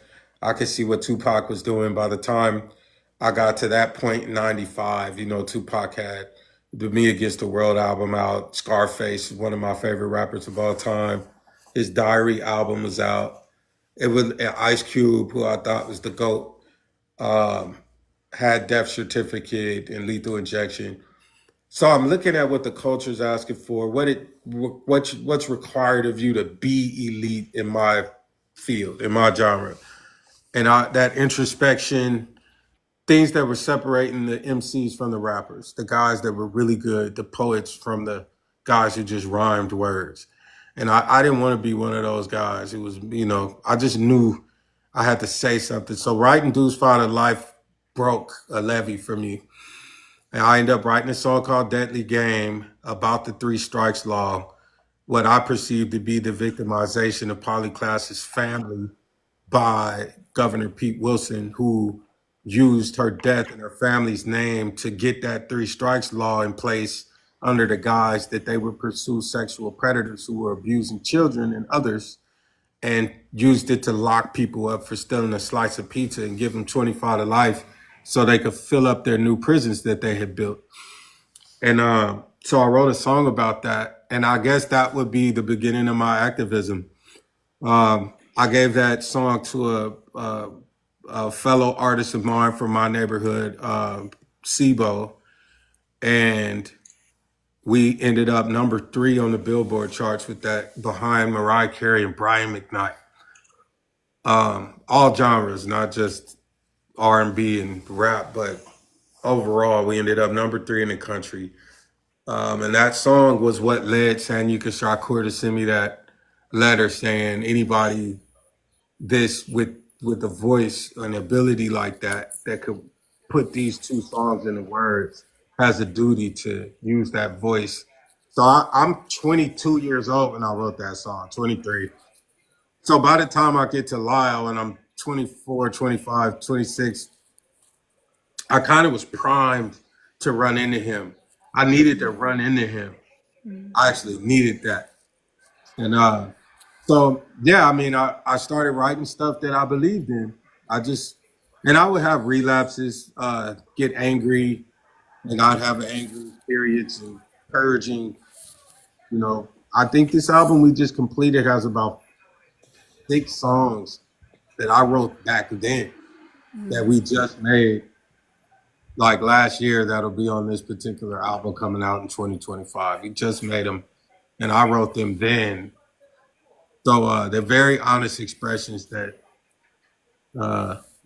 I'm proud, I can be proud of. They're fighting this battle of appeasing politics and I mean by record music industry politics. Do you chase the wave and be like other people, or do you stand up and speak with your own voice and have the courage to be your authentic self? So I wrote a sign, I made a mantra for myself that says, what if I were being brave? And I have that in my office so I can remind myself when I sit down to write, what if I were being brave? What would I write if I was being brave? What would be on this album if I were being brave? And that's what happened. I ended up rearranging some songs in my album, and I think it was necessary. Coming off of Sins of the Father, I don't want to send mixed messages to people. I want people to be able to look at me and have as much consistency that I can provide as a human being from an authentic place. And I feel liberated by the presence of everyone in this tribe, very much validated as an artist and as a human being. Very much validated as an artist and as a human being, that the quality of the people who stood up to support my voice and my decisions regarding supporting the brothers, the song Sins of the Father, I felt very much vindicated by the performance of that song. from a place of, record labels like to release songs in very specific ways. And here I am saying, I don't want to spend money on this song. I don't want to promote the song. I think it would be harmful to do that. It would reek of, it would be disingenuous. It would be perceived as being disingenuous if we roll this out and promote it like you would a regular release, specifically because I believe in the brothers. I believe in this community. And I thought, let's just put this song out and allow people to see how beautiful it is and build it from the bottom up, build it from the beauty up. So now it's being promoted on its own merit of the beauty of it, not because we're saying, hey, look at this song about the Menendez brothers. And the way that everyone responded, I want you guys to know this because I feel vindicated by it. But one of the songs that we rolled out without a video, I took the metrics, and Sins of the Father without a budget is performing equal to and superior than songs they've also rolled out without music videos with a budget. So I feel vindicated, validated by that. And it propels me into the direction that I want to go in as an artist, being brave. What if I were being brave? And if I was being brave, I'd speak up for people and defend people. And I think Lyle and Eric, Eric telling me, I woke up and opened the app and Eric's like, I need you, bro. And it just was like, because I have a meeting scheduled. I had a performance that I was scheduled for. When they rescheduled the last hearing, all this stuff went into my calendar. And I remember just feeling like so torn about what to do when everybody went to the rally. And after that, I was like, I don't care what it is. I don't care where I'm at. Like, I'm not missing anything. And to have seen him say, I need you, for Eric to have said that to me, man, it echoed in my head. It was like, I just heard that over and over and over. I was like, nah, man. And so I feel like my purpose for me to go full circle and be standing back where I walked out of that place with the brothers, to be here now, back full circle, I'd say, as an artist, a human being in my development, where my career is, to have this level of strength and support and resources emanating from within and out of myself and from God and the universe itself, to have this community answer the parts of my existential crisis that my children have not solved, feel like it completed that process for me. So you got a very brave album coming from me that doesn't have a lot of pretense, if any. I'm still kind of debating one of those songs to analyze that for pretense, but When does that come out? it'll be out in October, I believe. The date is October 3rd-ish, but we have songs rolling out Okay. every month. I got a 420 song called Hail Mary for my fans. I did Want to Get High when I was like 21 years old. And, that song is still my most streamed song. Like, It's pretty cool. I listened to it the other day. I'm not even gonna lie. I love that song. It still works at the shows. They love it. I just go up there and hold the mic and they sing it. I'm like, this is easy work tonight. But it's You don't still my gotta number one stream song on all platforms. It's in my one or two at the top overall for all time. And so I'm like, all right, 420, let me give them a song. And especially for those fans who are following me, and everything's really deep right now, and it's gonna stay that way because I gotta fight for my brothers. So like my fans kind of gotta tolerate the insertion of this much reality inside of their world of entertainment. And it's like, hey, here's the 420 song for you guys. I love it too. It's a beautiful song. It's Yeah. really good. I didn't set out to write a 420 song either. Ironically, I haven't like I'm completely sober. And the last time I smoked was in August. I'm not anti, it's just was in conflict with what my life needed from me at the time. Like I just can't. I need to be at full capacity in all regards. And so I just stopped. I was like, I feel better not doing that right now than doing it. And if I need to, maybe I would, but it's legal. But but right now it's not something I can do. It's still so much going on in my life, like the book, the discussions over the documentary, my children. I'm just not at a place in my life where I can afford any degree of clouded judgment at all. And haven't had a drink in years. So the producer, a good story, a producer took a chance, and I love rewarding people for this.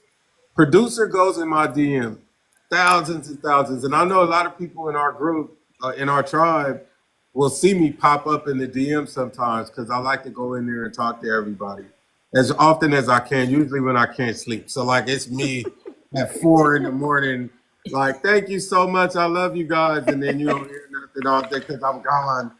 But I pop up when everybody sleep. Every now and then someone from across the world will be like, hi, immediately. I'll be like, "What?" I'm trying to be sneaky. It's 4 in the morning. They're like, it's 8 p.m. where I'm at. It's funny. But so the producer had, what if I were being brave? He put it inside of the DM and it's like, here's an audio file. If you ever see this, man, I made this for you.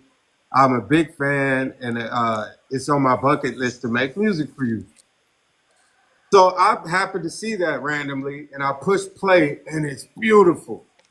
It's so beautiful. It's just a phenomenal atmosphere of what that music was doing. And I got access to a $20 million state-of-the-art facility. So I know what I can turn that into.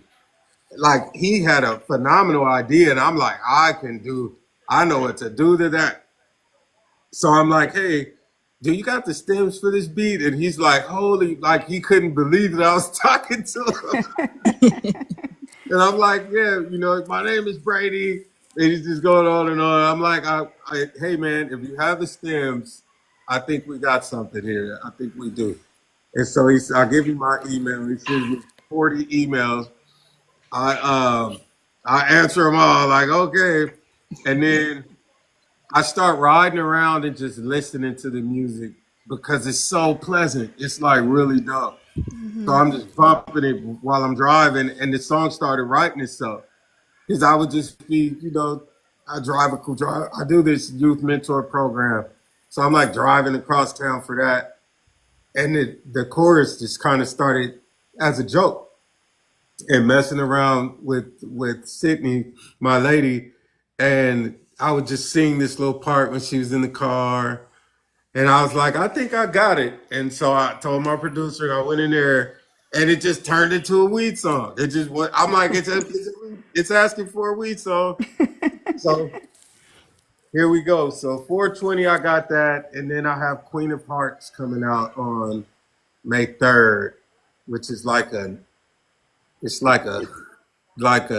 hood version of Alice in Wonderland. Like I got a white t-shirt and Dickies on and some Cortez Nikes and I'm on a lowrider bike and I ride down the rabbit hole on my lowrider bike and you got a Cheshire cat and you got the Queen of Hearts saying off at their heads and the mushrooms and I rap about being the greatest rapper ever. That's pretty much the gist of it. I like the way it sounds. And then you said there's a book as well? I am very much focused on completing my autobiography, which I started right while I was incarcerated. Finished a lot of it and then scoured it for opportunities to give it an ego.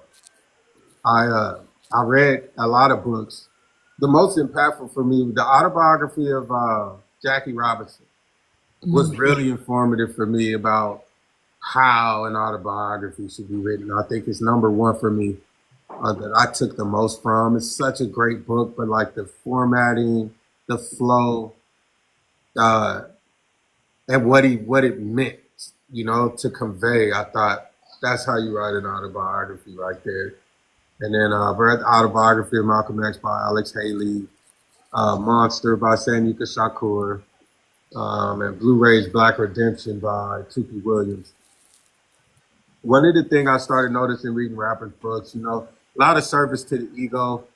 We have a fixation with being the best rapper. Like that's kind of the prime subject of hip hop is who the person speaking is the best. And then you try to prove it, That's Eminem made a career out of that. Like I'm the best, I'm the best rapper. Nobody can rap better than me. Which as a social justice rapper, that part you need to be able to do that part so that the really great rappers and the critics can say this guy's doing everything you're supposed to do correctly as a rapper. Like Exactly. cadence, where you place the rhyme. I think SZA the Father is so technically proficient in meter, where I placed each rhyme at,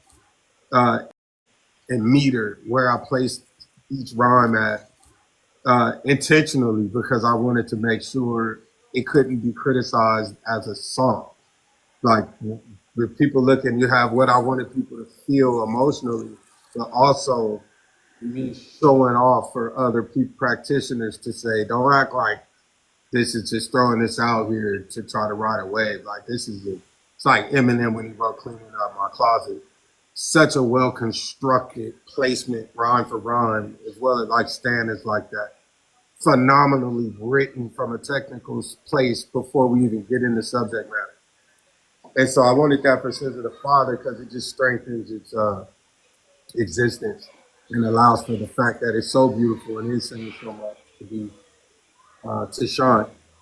But yeah, I don't know. Don't get me started about this stuff. I'll nerd out. I think we were talking about the autobiography. So I think what I was doing was scouring for ego. Is that my house? Because that sounds very familiar. Not mine. It's my neighbor's. Okay. Oh yeah, sure it is. I don't have kids. It's not me. Yeah, it's my neighbor too. I would have thought it was my nieces and nephews for a second. Oh boy. I'm like, Patrick, do you wanna- I know I closed that gate up there. My door's open. Regina likes to host lives during her parties. Hey man, you gotta multitask nowadays. X, listen. You had a long emotional day yesterday. You flew today. You had to change diapers when you got home. And we're approaching 2 hours. Are you okay? I mean, we have a million other questions, but I just don't want to wear you out because I told them you'll come back. I know you'll come back. So Oh yeah, I'll be out because I told them you'll come back. I know you'll come back. So Oh yeah, I'll be back. This is my charge. Yeah. Yeah, Right. I got a solid 10 minutes that I can do according to this Okay. book right here. Good. It's right. Good. Okay. Yeah, I got another 10 minutes I can do. Regina, if we should take if anybody in the chat has any questions. Yeah, we can do that. Some people did have someone earlier. That's what I thought. Yeah. Someone said, how did you sign and meet with Tech originally? I actually went to Kansas City to do a show with Brother Lynn Chong, unrelated to anything with Tech Nine or Strange Music, in June 11, 2021. And I have a thing about dates and stuff. So June 11, 2021. And I started getting all these phone calls. Oh my, Tech Nine wants to know if you're coming to the barbecue. I'm like, what? Like what barbecue? And like Tech Nine, like, yeah, right. And then another person calls, hey man, Tech is calling around trying to figure out what you're doing today. I'm like, well, give him my number then. Yeah, I get another call. All this stuff's coming from the streets, by the way. And so I'm like, And then I got a phone call from a guy named Triz, who is a great kid. I'm a fan of him. He's a great artist. He's a very intelligent person, great relationship with his family. He's good to his woman. I judge a man on those things. And he checks all those boxes that indicate that you're dealing with a good dude. And he checks all those boxes that indicate that you're dealing with a good dude. And so, he has my number and he calls me. He's like, hey, man, where are you going to eat? So I told him, like, I'm going to go to this place around the corner. I was at Lowe's in Kansas City. And I'm like, I'm going to go to this place to eat. And he's like, I'll be there in 15 minutes. Tech will be there in 30. And I'm like, all right. And coming from Trish, this is happening. So I went to the restaurant. We sat down. We're, having our drinks and stuff. And sure enough, Tech walks right in there. And I look up and like he floated through the door, glowing. And he gave me a hug. He was like, oh, man, I told you I would meet you. We had went back and forth on social media briefly. I had kind of solved a dispute and intervened in a dispute. And he's like, man, I got a lot of respect for you. We're going to see each other one of these days. So that was the day. And gave me a hug, sat down, we had a meal, and he excused himself and walked away. And he came back and handed me his phone, and it was his business partner, Travis O'Gwen. And he's like, man, I'm hearing really good things, man. And what are you doing Monday? And now I'm scheduled to be in Las Vegas on Monday. And I told Travis O'Gwen that I am doing whatever we need to be doing on Monday. And so rescheduled my flight and hung out in town. And I think Tech went to that show that night. And the next day ended up going for a meal with Tech. He turns out I'm his son's favorite rapper. Me and Brother Lynchung are his son's favorite rappers. And so when he told his family that he was going to dinner with X-Rated and Brother Lynchung, we end up with like 20 people at the restaurant. And it's like we just occupied all the space. And he just paid for the meal. He wouldn't have it. Like, that's unacceptable. I put him and one of my associates together to resolve that issue that had persisted before. And he just really respected that about me. And he's like, man, we have to do something. Then he came to Vegas. And, Vegas is kind of as much my city as a city can be your city. And so I was able to roll out a red carpet for him. He had a great experience. And he just started talking about wanting to help me. He's like, man, I just want to help you. He's like, you're such a good person. You lost so much time. I would just love to be able to do something to help you. So he sent me a song. It's called Still Right Here. One of my favorite songs I ever made. We made a great video for it. Huge success. We ended up going on a tour. We did 50-something cities together. And Travis O'Gwen offered me a deal. And that's how it happened. Mm-hmm. Mm-hmm. Isn't that crazy? Like, isn't that when the 17-year-old kid that walked in that room facing the death penalty, to the kid that meets Lyle, the kid that meets Eric, the man that walks out of there with everything that I had to do to get home, who ends up 3 years later having a meal with Tech Nine, signing the deal, and now, last year we were up for Grammy consideration a year ago. It's like, Wow. like what a life! Like, what the hell? And you deserve all the success. I don't want to get into what I deserve, so I'm just gonna talk about You do. gratitude. I'm very grateful. Well, I do Very know grateful. I'm a reader, so I can't wait to read your biography. Yeah, I'm really proud of it. I scoured it for ego, and now I get to, do it as dad. And it's a different thing now knowing my sons will read this one day, whether I'm there or not. Like what it means now to write that, and it's really done a number on the context. You have to figure out all the little stories that comprise the big story. There's a point you have to be making. And for me, it's redemption and to never give up. That you're not defined by what happens to you, but how you respond to it. You're not defined by your failures and mistakes, but how you recover from them. I really want people to know that, and that to have a takeaway, that discussion about hope, uh, facing trauma head on, some of the things we learned in those groups, this discussion we had about insight, like that's a very strong thing that people need to be able to talk about. And I have a community, and we have a community that message can get pretty far once I get it laid out. You know, that book comes out, and we're gonna have people who may have never had someone tell them some of that stuff because their life just never required that they face those demons, those particular demons. Yeah.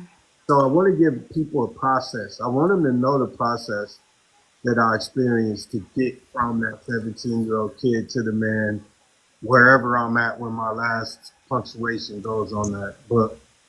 I want them to know how I got there and the whys Yeah. so that people can go ahead and take some of those, take aspects of that process that apply to their lives and utilize it.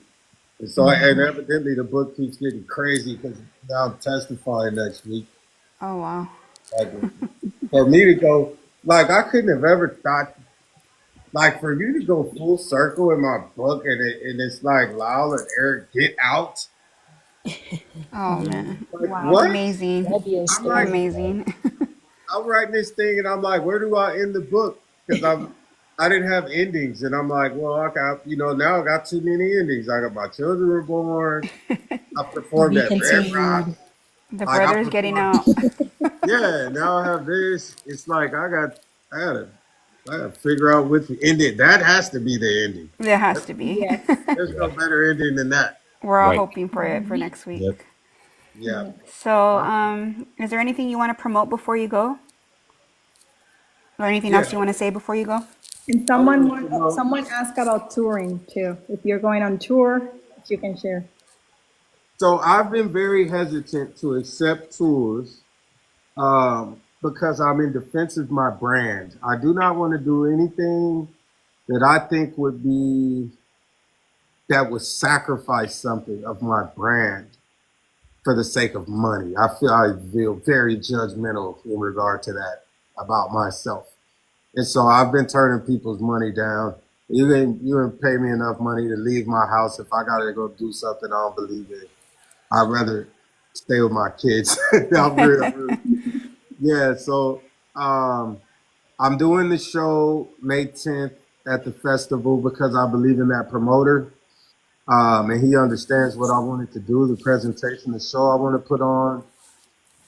I'm not the jump around the stage and tap dance kind of artist. That's not my thing. I love what Kendrick did at the Super Bowl. You got to use your art to make some type of statement, whether it's that statement or a different kind. But whatever you believe in, though, let me get a bar of that. I feel like Springsteen believed what he was doing. I feel like Bob Dylan believed in what he was doing. Bob Marley believed in what he was doing. Paul Simon believed in Graceland. He meant it. And, Quincy Jones. There's so many people who made music. Michael Jackson made music he believed in. I believe Tupac, when he made his music. So I want my performances to represent Prince. Goodness. I want my performances to represent what I really believe. And I don't want to push back on that, and I don't want to perform for audiences that aren't prepared for that. So if I'm direct support to an artist who has a fan base akin to being a member of the circus, then they expect you to come up and be a clown. Yeah. And unfortunately, with all due respect to the clowns, I'm, yeah. You I can hear you. Be one of the lions or something. You can try to stick your head in my mouth if you want to. But I'm not. I'm not putting on those crazy boots and that nose. You're not getting me to. So I call it tap dancing. I'm not tap dancing for a couple bucks. You want to I'm Mr. Never Gave Up. So if your crowd's not ready to hear about overcoming adversity, you need to hire somebody else. Exactly. That's where I'm at with it. I want to do performances I believe in, and so this year I have the strength to be able to situate myself that way. People understand what they're getting. I believe our tribe has had a lot to do with that as well. I think I have a chance to do things the way that I believe they're supposed to be done, and I'm really proud of that. Really proud of that. You know, I want to make statements about criminal justice reform.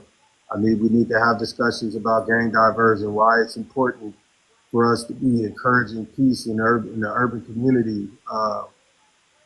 You know, for our children, you know, being a father, I think it's really important for there to be messages coming from people with my history about the need to be a present, serious, good father, like on deck, ready to do whatever you got to do so that your children have an opportunity to skip some of the adversity that we face as at-risk youth.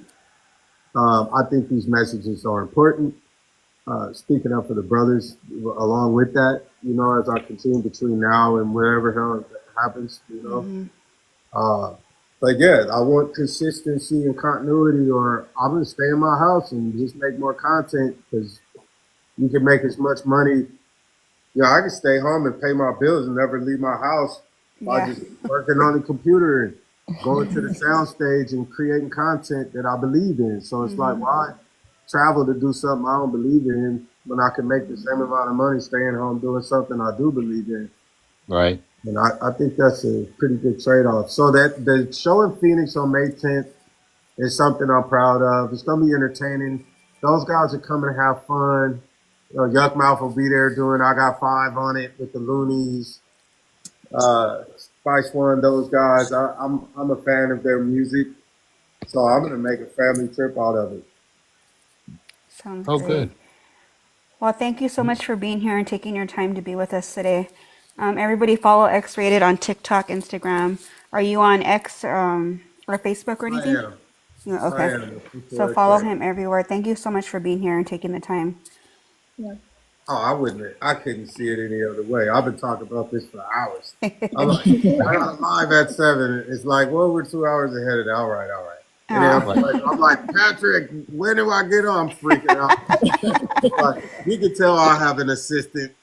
I get exposed when you get too close. Like, hey, wait a minute. You got 2 hours. I'm like, all right.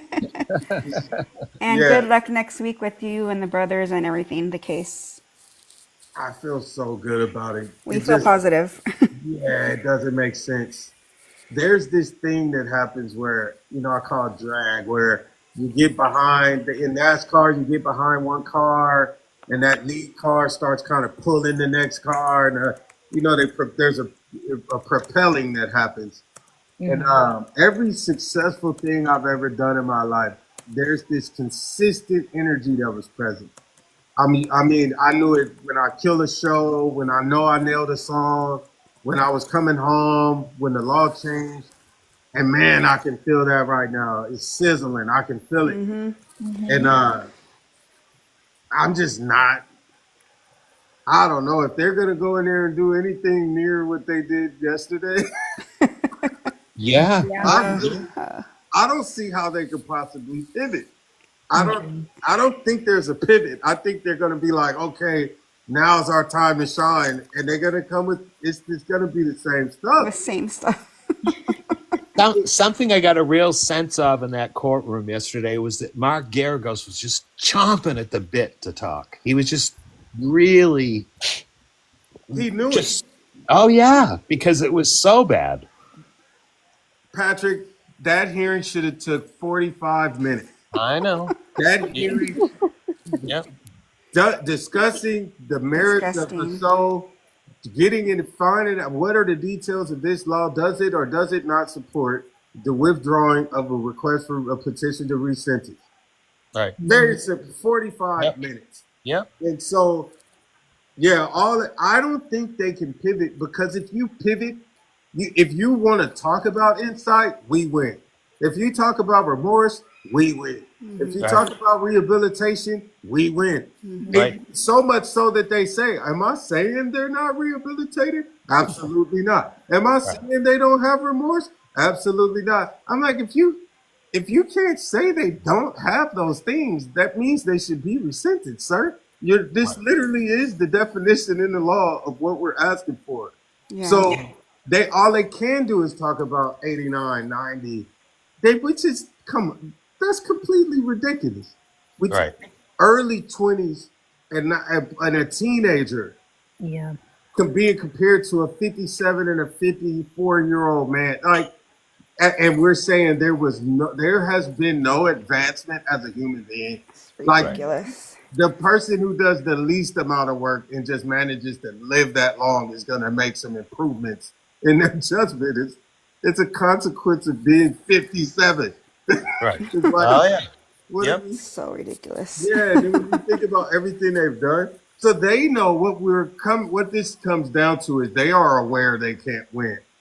They are aware that they can't win, and they hope the judge isn't aware that they can't win. And he's clearly aware that they can't win. Yeah. And the governor's sitting there tapping his toe like, yeah, well, I'll see about that. So they have all this, and I'll tell you this too. I talked to Anna Maria about this. If you're the governor and you want the brothers to be in prison, you just don't say anything and leave them there because they have life without the possibility of parole. It's already done. Right. So to have a governor tinkering at all, this if you're an ADA, this is pretty bad. This Yeah. is a pretty bad situation. It Right. is. Yep. Yeah, they're the Titanic with like 10 feet of nose sticking out the water. Like that, the rest of the boat's gone. This is all bad. This is all good. Yeah. Yeah. Hockman's just standing up right there at the end, like when they had the outstretched arms. He's going down with the ship, playing his violin, just screaming about spoiled rich kids, like with his nose barely above the water. Yeah, this is all bad. Yeah. I see a meme coming. Yeah, Jules. I know, right? You Yeah, just I created feel a great. meme, X. We're gonna Yeah. win. Yes. We won. We're winning. Like it's like 55-10, and they got 3 minutes left. This is not they can score 4 touchdowns and lose. They're coming home. Yeah, this is. Oh yeah. Yeah, they're coming home. It's a how now. Yeah. How? How We're and talking when. about how.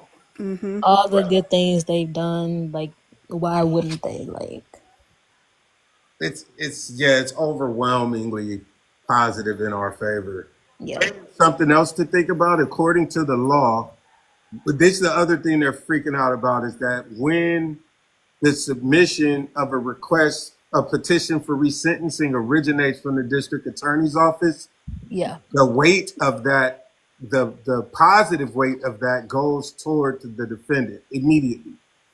So you already are walking in there with the advantage that the office filed the petition themselves. And Hockman knows that and he's trying to undo it.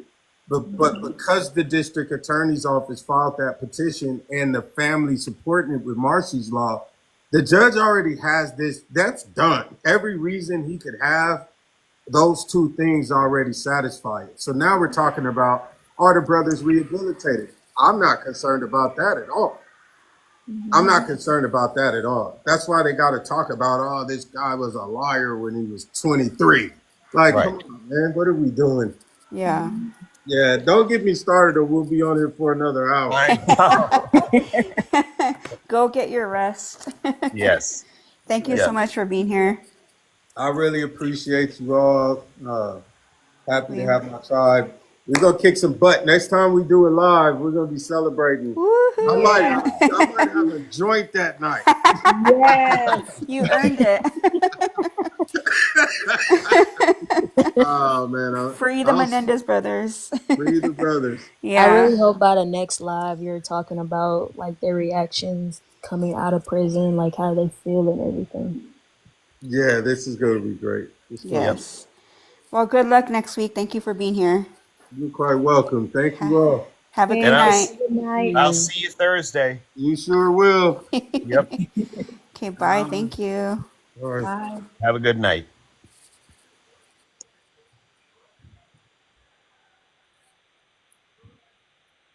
Okay. Bye, everybody. Bye. Bye. Thank you, you, Regina, guys. for the live. Thank you guys for being here. Have a good night.